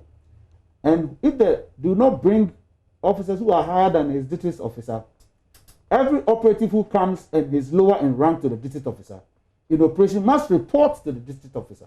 And it's identifiable. Okay. All right. Mr. Dafamako, you should be satisfied with that? Mama, we know. Why not? Because you see, he's giving an indication that they are going to put other men who are not policemen into police uniforms. And that's why I have a problem. Has he said that? He said so. He said so. Now, I know that during elections... Roxanne, hold on. I am quoting you. But I know that they, for instance, rely on the fire service, men in the fire service, and the immigration. Yes. To assist them on occasions There's like prisons. This. They mentioned all the others. Exactly. Yes. And those men are also identifiable with their uniforms, with properly tagged. So why don't you use the existing status quo? Why do you want to use men that are moribund? We don't know them. They are not identified. BNI. What is BNI doing on election day? Because we have BNI officers stationed in every district. Okay. So use men that we can identify so that when there's problems, we'll know who to point our fingers at. Okay. Mr. Dafamako, fortunately, the National Security Minister is in Parliament. I want you to strongly raise these issues so we can have I always conversation. do. I've got 5 more minutes. Unfortunately, I have to end this one and bring... BNI personnel living in our districts work in our districts. Yes. If they're going to bring any BNI personnel extra, we don't know. The district election security task force, you would go for a dissect meeting and you would know what the... I am not a member of dissect. Unfortunately, I really want to talk about the airbag issue. I'm sorry. I really want to talk about the airbag issue. No, wait. He's not a member of dissect. But there is a DIPAC meeting which is going to be held by the Electoral Commission. So he still can be updated in terms of... The Electoral Commissioner is attending this meeting with us in Parliament. So let's leave it here and then let's do the follow-ups in Parliament. I don't want a situation. I will raise the matter. But Mamavi, we know that we know... Let me be a bit categorical here. Okay. We are bringing in, according to what the police said, the police service, the Ghana Immigration Service, the Ghana National Fire Service, the Ghana Prison Service, the Customs Preventive Division of the Ghana Customs, GRA, yes. and then CID. As a lawyer, you know how CIDs dress. Yes, I know. And you know that they don't dress anyhow. Of course I By know. the definition of their mandates, they have to dress like that. But there's a CID in every constituency, so why are you bringing more CID? That's my Can we just point. play the former president's video There's a so we can CID come in back and every finish district. this? What?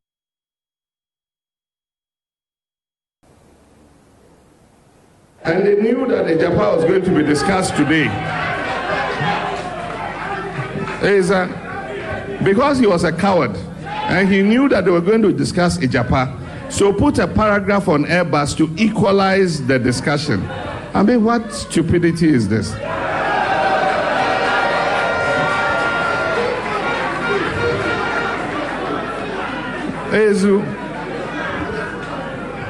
You know, because you are investigating Ijapa, present a report on Ijapa. Why? Because you know Ijapa is going to be discussed. You've indicted the president's cousin as finance minister, and you are afraid that you are presenting only a report on Ijapa. So in the Ijapa report, put some other reports that balance the equation. I thought he was man enough. Come out. The point is, you say I'm the leader of a political party. I say, if you have a legal basis for investigating me, go ahead and investigate me. If you have a legal basis for investigating me, go ahead and investigate me. There's been a DPA, a deferred prosecution agreement. All right. So there's nothing more to add. Gentlemen, he's right, isn't he? Who go first, Mr. Champon? No, allow the NDC man to speak for his leader. Of course. No, go ahead. And I'll do so eloquently. Oh, good. I think he's right in his observations, and because the task that was given to the Honorable Martin Amidu, the special prosecutor, to undertake in this matter was to conduct anti-risk assessment of the Japa deal. And if this were any law exams, he would have failed. Because he deviated completely to go and touch on Airbus. What about Airbus? So, you know, when you go to page 53 of his reports, yes, and I think I hope that I'm quoting the page right, he gives an update of other cases that he's currently investigating. Yes, but that is why I said that if this were any law exams, he would have failed. Yeah, but this wasn't an exam. This was him writing his report. Yes, but why? Writing his observations and conclusions. But these are legal matters. In law, that's all we do. Relevance. So the issues that he brought here, what's the relevance? You are to do this for Ijapa. And it is Ijapa that you are dealing with. And then you go to town and go on a frolic of your own. So for me, I am struggling to understand exactly. So is your confusion the fact that he put it in the Ijapa report? I have no. Or you are disputing that former President Mahama is a government official? Hold on. I have no confusion in my mind at all. My mind is very clear on this matter. The person who is confused here appears to be the Honorable Martin Amidu. Okay, so because he's confusing. So what is the risk analysis on Ijapa got to do with? So please, can you answer my question? My question is, yes, is it the fact that he put in the Ijapa reports that you're unhappy with, or the fact that former President Mahama is government official, one that he discloses? No, so if we are analyzing this report, so is the report on Ijapa or on all the other cases? Oh, and that's why I think I've said that as part of the report, yes, he also wanted to keep Ghanaians updated. Because he also addresses the issue. So issue a separate report. He also addresses the issue of the PPA and the bits that he's doing on corruption. Report. So, but can you directly answer my question? I have. Is former President Mahama government official one or not? He's not. What shows that he is? That is where the disappointment is. You see, so he continues to labor to link Mahama to this. So he uses the word surmise. Check the meaning of surmise. Okay, Mr. Champon, we don't have a lot of time Check on the this. meaning of the word I'm not sure surmise. you're going to do a long commentary on this. So, what's your business really? I think it's unfortunate that at this stage we are very much respected adults. Myself and Roxanne sitting here are a privileged few that our people elect us to represent them. The offices we occupy are offices of dignity and respect. So anytime given the opportunity to advance an opinion, we must demonstrate decorum. It must be a decorous language. I falter the former president for the way he expressed himself and the way he described the officer who is heading the office of the special prosecutor, a former presidential candidate of his political party, a member who we've served under him as a minister when he was a vice president. I think he needed to offer him some respect, irrespective of the emotions that it comes with. Once you occupy the highest office of this land, the president must assume that he must allow that to always lead what he says.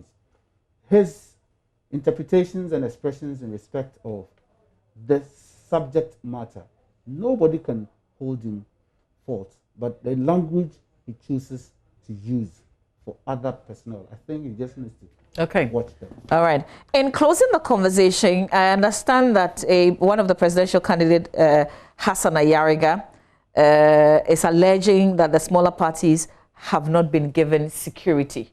So from the perspective of a chair of Defense Committee in Parliament, do you know anything about security for presidential candidates? That is why the number is heavy, 62,000 and over. Have they provided them with the security already? We're going to take all the details in Parliament today. They want to provide for them. Everybody, even Mamavi, yourselves, as journalists, you need protection.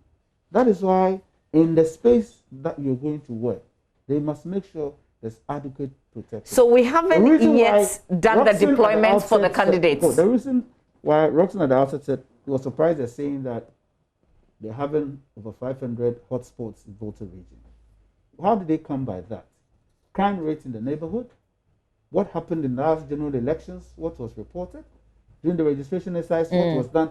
I mean, there are a series of incidents that borders on misunderstanding. Okay, so once that happens, they will mark the place up. Okay, so have you been given your security as parliamentarians? Do you have your police? That's why when we were being bashed. So do you have your police officer? When we were being bashed, we're saying that the fact that it's been said, they need to draft, and this is going to be my personal. So you don't have a police officer? I don't have any person. Mr. Nafamako, do you have someone following you? I don't know. Ah, okay. So you see, He as the chairman of the Defense and Interior Committee hasn't got a security detail.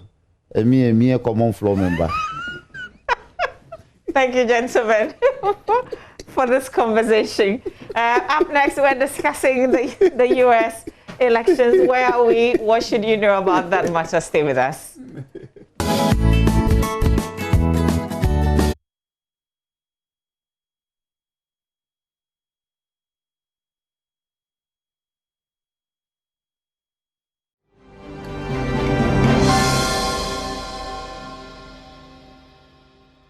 But this morning, earlier today, some scenes that we actually saw, not very pleasant ones, on the Accra-Tema Highway and Accra-Kumasi Highway, actually. And quite some very disturbing scenes. Now, a truck was overturned and, some of its contents on the street. It has led to massive traffic. Let me cross over now to my colleague Maxwell Agbagba, who's actually on the scene. Will be telling us more about what exactly is happening. Maxwell, if you can hear me, what exactly are the scenes? Hello, what is Benjamin. happening on site right now? Okay, Benjamin. So this is the Accra and Sawam Highway. Well, what is happening here is that an articulated truck, we are told, this dawn fell on this stretch, a section of the Accra and Sawam Highway. And that has caused some kind of bumper-to-bumper traffic situation on this stretch. For persons who are heading to the Central Business District and its environs, it really, a stretch that takes them usually just 5 minutes to cover is now taking them more than 45 minutes. It's causing a lot of discomfort for people heading towards the Central Business District. And as you can see, all these vehicles are in traffic just waiting, to move.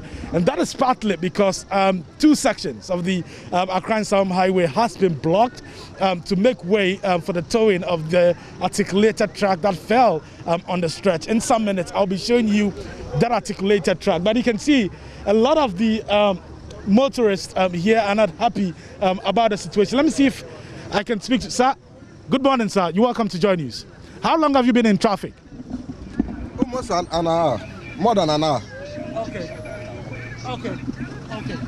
Well, he says he's been in the traffic for more than an hour, and we've seen personnel from the Motor Traffic and Transport Department trying to fix the situation. A lot of them are here trying to, direct motorists. Although the section of this road, 2 sections of this highway have been blocked.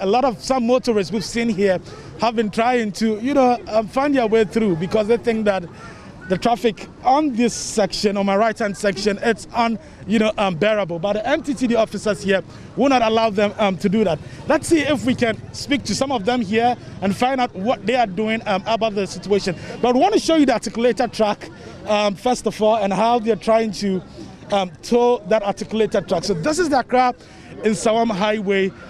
And this whole portion, has been blocked because of the accident that happened on this stretch. This articulated track, you understand, at dawn today, fell on this stretch. It tried climbing the highway, and then it fell. It's a bit hilly, here. He tried using this section of the overpass, but it fell, and then all these things came off. And that has resulted in the massive traffic on the stretch. Sir, you're welcome to Joy News. Thank you. So tell me, what is the MTT doing now to fix the problem? It looks like it's causing a lot of discomfort for motorists. You can go to my boss. He can talk to you. Okay. Okay. But let's try and speak to some of the gentlemen who were on the vehicle when the incident happened. What's your name? Samuel. Okay. So you were working on the articulated track. You were, in fact, in the articulated track. Tell me, how did it happen? Yesterday, around 11 to 12 o'clock in the night, I was coming to buy food where I saw this incident. I was coming to buy food. So you are not an occupant? No, but the time where the incident happened, I was around. Okay. So I rushed then come quickly to find what is going on. I came then I saw the problem going on. So I just ran quickly then go find some boys for us to come and arrange the things for the car to move. Then I took the driver to the nearest police station so that we go report to the person that this is what has happened. Okay. So this is all I know about it. Okay, so why is the driver, why are the occupants of the vehicle? The driver, the small car way caused the incident. A small car? Yeah, it be a small car. How did it happen? The driver was coming from Donte. Okay. The one way they come, the small car too was coming. So the big car he gave noise bell to the small car, but the small car refused to give the big car a chance. And the driver too won't save the small car. That's why they went in branch. Then the incident happened. Okay. Yeah. Okay. Thank you. Thank you. So as you rightly heard him, this happened sometime around 11 o'clock yesterday. Now, the National Road Safety Team that was here, they've successfully towed the articulated track. They're trying to move it away. This portion of the road that was cordoned off also has been opened up now. What it means is that for all the vehicles that were in traffic would now be able to move, and that will reduce the congestion that we saw on the stretch. So in your shot right now, down the road, now the road has been cleared. And that's my colleague Maxwell Agbaba with that report there. And so finally, you saw the scenes right there as the articulated track was actually towed a short while ago. And now that cordoned off part of the road has been activated once more. And that's a good time for us to inform all of you watching us. Look, let's all arrive alive. Elections are approaching. Christmas is approaching. Our tip for you today, always look out. Be on the lookout for pedestrians, especially children, and stop for them to cross. Arrive Alive is brought to you by the National Road Safety Authority and supported by Toyota Ghana and the Joy News Drive Safe campaign. If that driver had just, hesitated for a bit, maybe this accident could have been averted.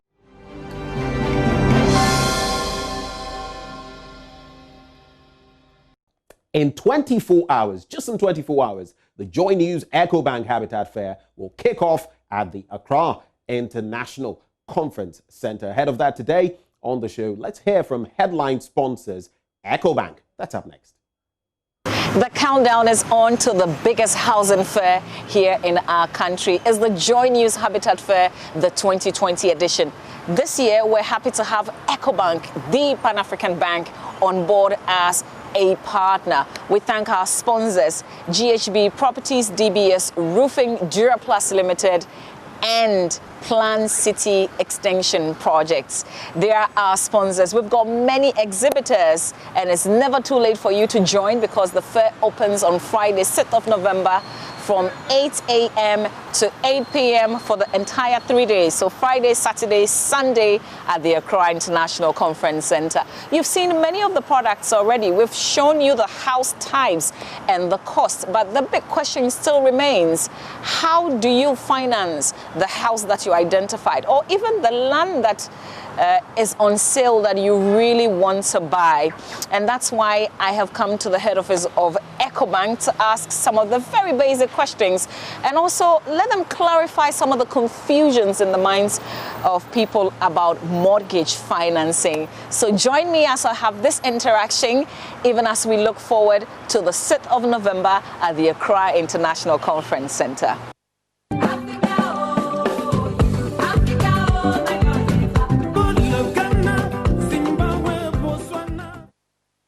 Thank you very much for sitting down with me. Thank you very much, Mobi. And thank you for the partnership this year with the Habitat Fair. Thank you. So first of all, let me ask about the facilities that you have in terms of mortgage financing. Okay, so thanks. There are two aspects to this. One, if you wanted to buy a house outright, you could come to us. And once you identify the house that you would want to buy, we are happy to help. The other bit is also where you already have a house and you would want to borrow against it. We also are happy to do that. I think that you would also find that the rates that we do offer are quite good. Is it a good time to get a facility like that? And I say, is it a good time because of the times that we're in? So yes. What would be your advice? Yes, so one of the things I've always said is that there are two ways of looking at this. I mean, you could wait for the storm to pass, or as they say, you could learn to dance in the rain. This is a time where the prices of most houses has come down. And if you want to get in, perhaps this might be a good time to consider to then want to get in. There's a lot of talk about stay at home, kids have to learn from home instead of going to school and all of that. It then requires that if you are going to stay at home, you should have a home that is conducive to be able to do all of these things. So I'd say that with all of these factors, this might be a good time to want to own a house. Okay. How about the almighty interests? So there are two ways that I think about this. Number one, you could go out there and then rent. You would pay rental cost. Or number two, you could pay towards owning your own building. Now, you're better off owning your own building, number one, because at the end of the day, the value of the house goes up. You gain on that score also. The interest that you pay, there's a tax bit also that you benefit from, i.e. the interest that you pay on a mortgage. So long as you live in that house, there's a tax bit that comes along with it also. So I'd say that people should look at the various options and then look at how much you're paying as rent. But I'd say it's a good option to want to own your own building as opposed to having to rent out. Okay, so in terms of the facilities that you offer with the mortgage, yes, which one is advisable? So it would depend on your personal needs, but I think that for each person, clearly you ought to identify what you want to do. And once you identify the house, you go to any of our branches and we are happy to then help you. In terms of documentation and all of the things around that, what we do offer is a process that is quite seamless. You know, we help you walk through the entire journey. We've got partners on both ends who would help you to get the best deals. And the advantage for coming to EcoBank is immense. Apart from the rates being good, there's also the thing around where if you want to pay early, you don't have to pay any penal charges as you find elsewhere. So there are 1,001 reasons why taking a mortgage is good, and taking a mortgage with EcoBank is even better. Okay. So I've identified the house that I want. Yes. I obviously don't have the money. Okay. And I don't have an account with EcoBank. You just step into any branch, you open an account with us, and we are happy to walk you through that whole journey. I think you would find that the process of getting onboarded is not complicated. To open an account itself would take you less than 5-10 minutes to do. So it is not a complicated process. Just step into any branch at all, and you'd find staff who are happy to then help you.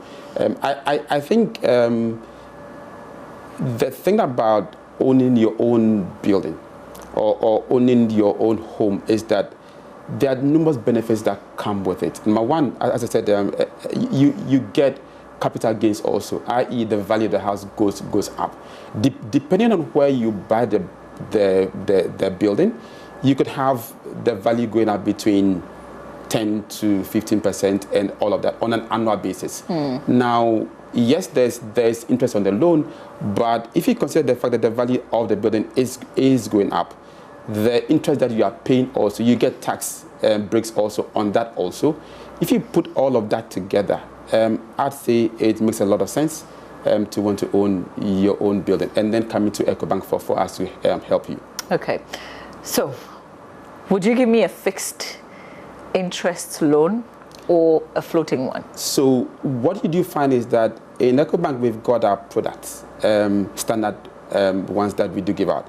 However, we are happy to look at individual needs, because at the end of the day you would find that we might say that the conditions for getting a loan might be A, B, and C. Someone might have A, B, not C, but D. We are happy to have that discussion and then look at how best we can help our clients. So I'd say begin the journey. Come along, come to any of the branches, and we are happy to help. Okay. How much would I be entitled to? Okay, so that would be a function of your monthly income, but we are happy to go as much as $350,000 as a mortgage.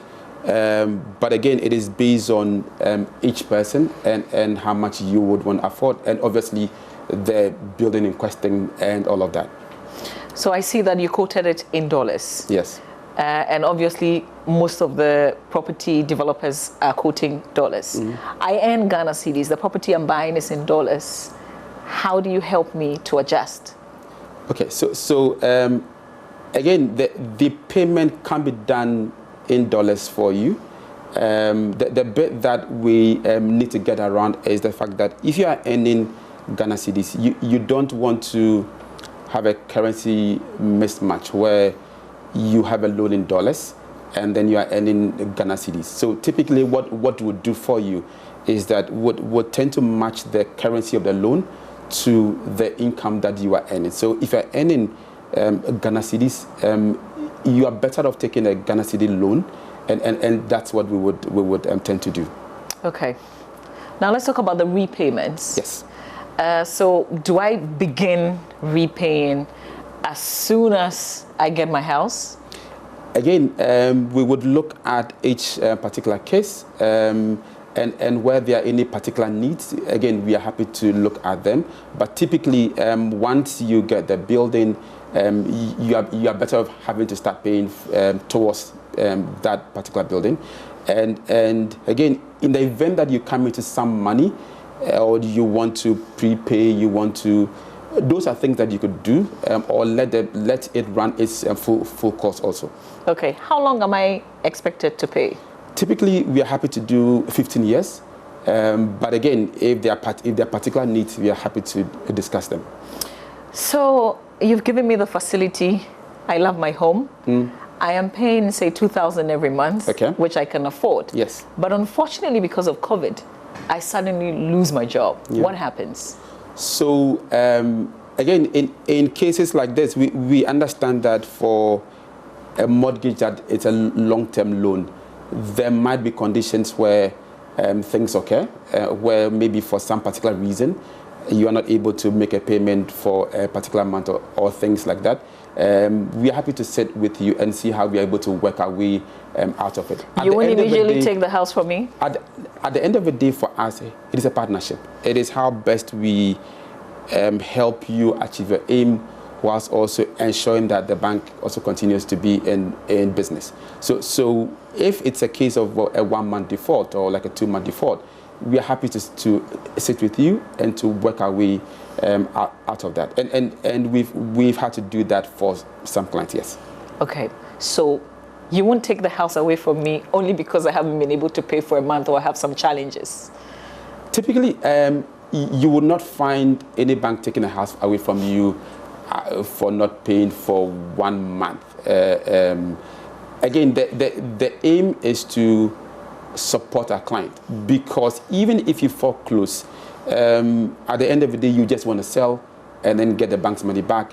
But so if the client is able to maybe continue paying in after 6 months, we are happy to have that chat with you and then agree on a plan on how we are able to work our way out of that. Okay, great. So how about if the unfortunate happens, there is an accident and I can't reasonably work again, or there's death, for instance? So we've got insurance policies with our various partners that deals with events that you've just mentioned. So in those cases, yes, you are covered. When you say I am covered, explain. So if there is death and somebody is inheriting this house that I haven't finished paying, yes, what happens? Will the person have to pay off what is left? In the case of death, there's always a life insurance cover. So once the customer unfortunately does pass away, the insurance policy then kicks in, and the family is not burdened with a loan that they have to be paying on the death of the person that took the loan. Okay, this all sounds really cool. It is really cool. Is it the way that I mean, does it follow the way we've had this conversation or the way we are talking? So that's the thing. I think that the facilities that we have in place, as you put it, it is really cool. I think that you'd find that most people have benefited from this, and a lot more people are still coming to us. And we think that this Joy platform gives us the chance to be able to sell that message across, and then to get a lot more Ghanaians coming on board. I think at the end of the day, EcoBank as a bank, when we began our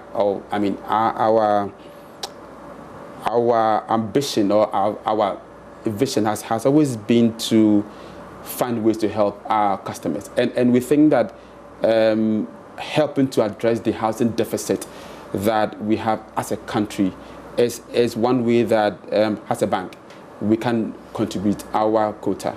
And we have been contributing our quota, and we think that there's a way to even do a lot more. So yes, we are looking forward to seeing a lot more customers. We are hoping to get lots of your viewers coming on board. And yes, it is cool. Great. Okay, so just the last thing, maybe. Some person watching us cannot go to a branch. Yes. But fortunately, I discovered that you have a mortgage calculator on your website. Exactly. So if somebody wants to go there real quick, get some basic understanding before they come to the fair to do a proper sit down. Yes.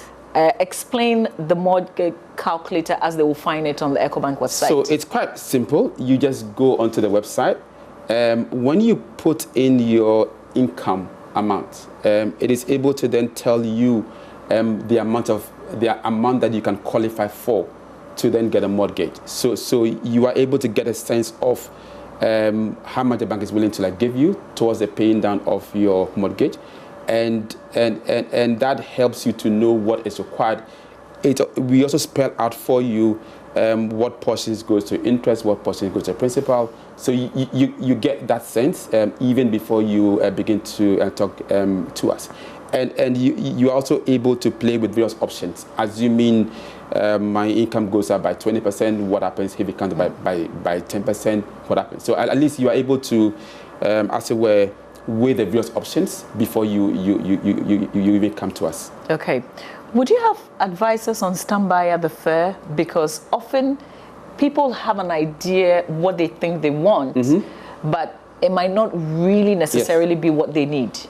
Definitely. So we would have our staff at the fair, and any concerns or any inquiries that people would have, we'll be happy to walk them through it. Okay. Just the final.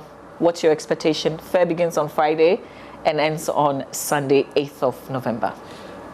We are looking forward to a lot more Ghanaians getting on the housing ladder. I think that it's a great way to build wealth. And the earlier you start, the better. You could say it is COVID times, so I'd wait. But then again, you could also say that this is the best time to do this, where the prices are down.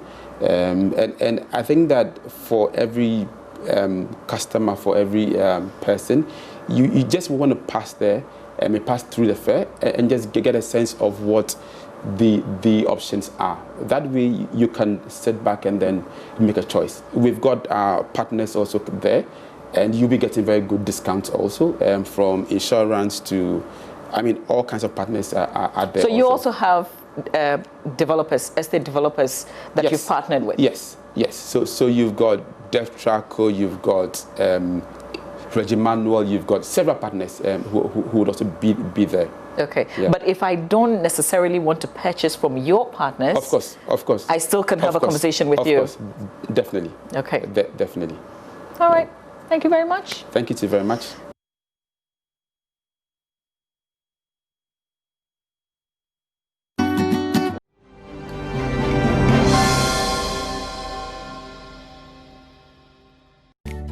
Hello, good morning, and welcome to Showbiz here on the AM Show with me, Mapisa CBD. Now, artist manager Sidi Muhammad, popularly known as Black Sidi, has advised that the entertainment industry set an agenda to push widely Ghana into the rest of the world. He said this at the Black Star album Listening, that was promoting Ghana and owning our sounds is the only way to go for the younger generation. It's not my first time doing this, so I didn't find any difficulties in pulling this together, so we'll give thanks. Why Black Star? You see, we're trying to push the Ghana agenda. You know, out there, when you say you're from Nigeria, the name Nigeria alone is a push for you. And I think that is one thing we have to inculcate here in Ghana, because most of the times we're moving individually. But if we come together and then push the Ghana agenda or push something that is from Ghana, it's going to open doors for like most of the young kids that are going to come after us. So. And that's how we end Showbiz here on the AM Show. Mama V Benjamin, what's up? Oh, what's up to you? I mean, did Kwame Eugene get some of the endorsements money? You know, because Sarkodie said it's not endorsements, Kwame Eugene believed it. Okay. So whether he got the money or not, whether there was money involved, please, we don't know. Yes. If they got the money, though, they might as well be, share it out there, let us know. But so what was it with Kwame Eugene pretending, all of this happened on his blind side and all of that? Was he pretending? Maybe he really didn't know. Yeah. Because later it appeared, okay, you knew exactly what the lyrics were. But anyway. Listen, just one thing, Mams, is Black Sidi now Kevin Boy's manager? It hasn't been confirmed yet. But he's in the camp. But he's in the camp. He's around. Okay. Yeah. Things are happening. Yeah, apparently someone's birthday. Listen. We have a birthday? No, wait. Can you do us the honors, darling? Okay. All right, here we go. Happy birthday to our #1 director, our international director, Patrick Otulate Gomez. We wish you a fantastic day. Yeah. Shall I pay you for that? Happy birthday to you, Patrick. We love you very much, Patrick. The director with the we love him. We love you very much. Plays no football. All right, so it's one of our directors' birthday today. Patrick, enjoy your birthday. And on that note, we thank you so much for watching our show. We'll see you tomorrow, God willing. Sure.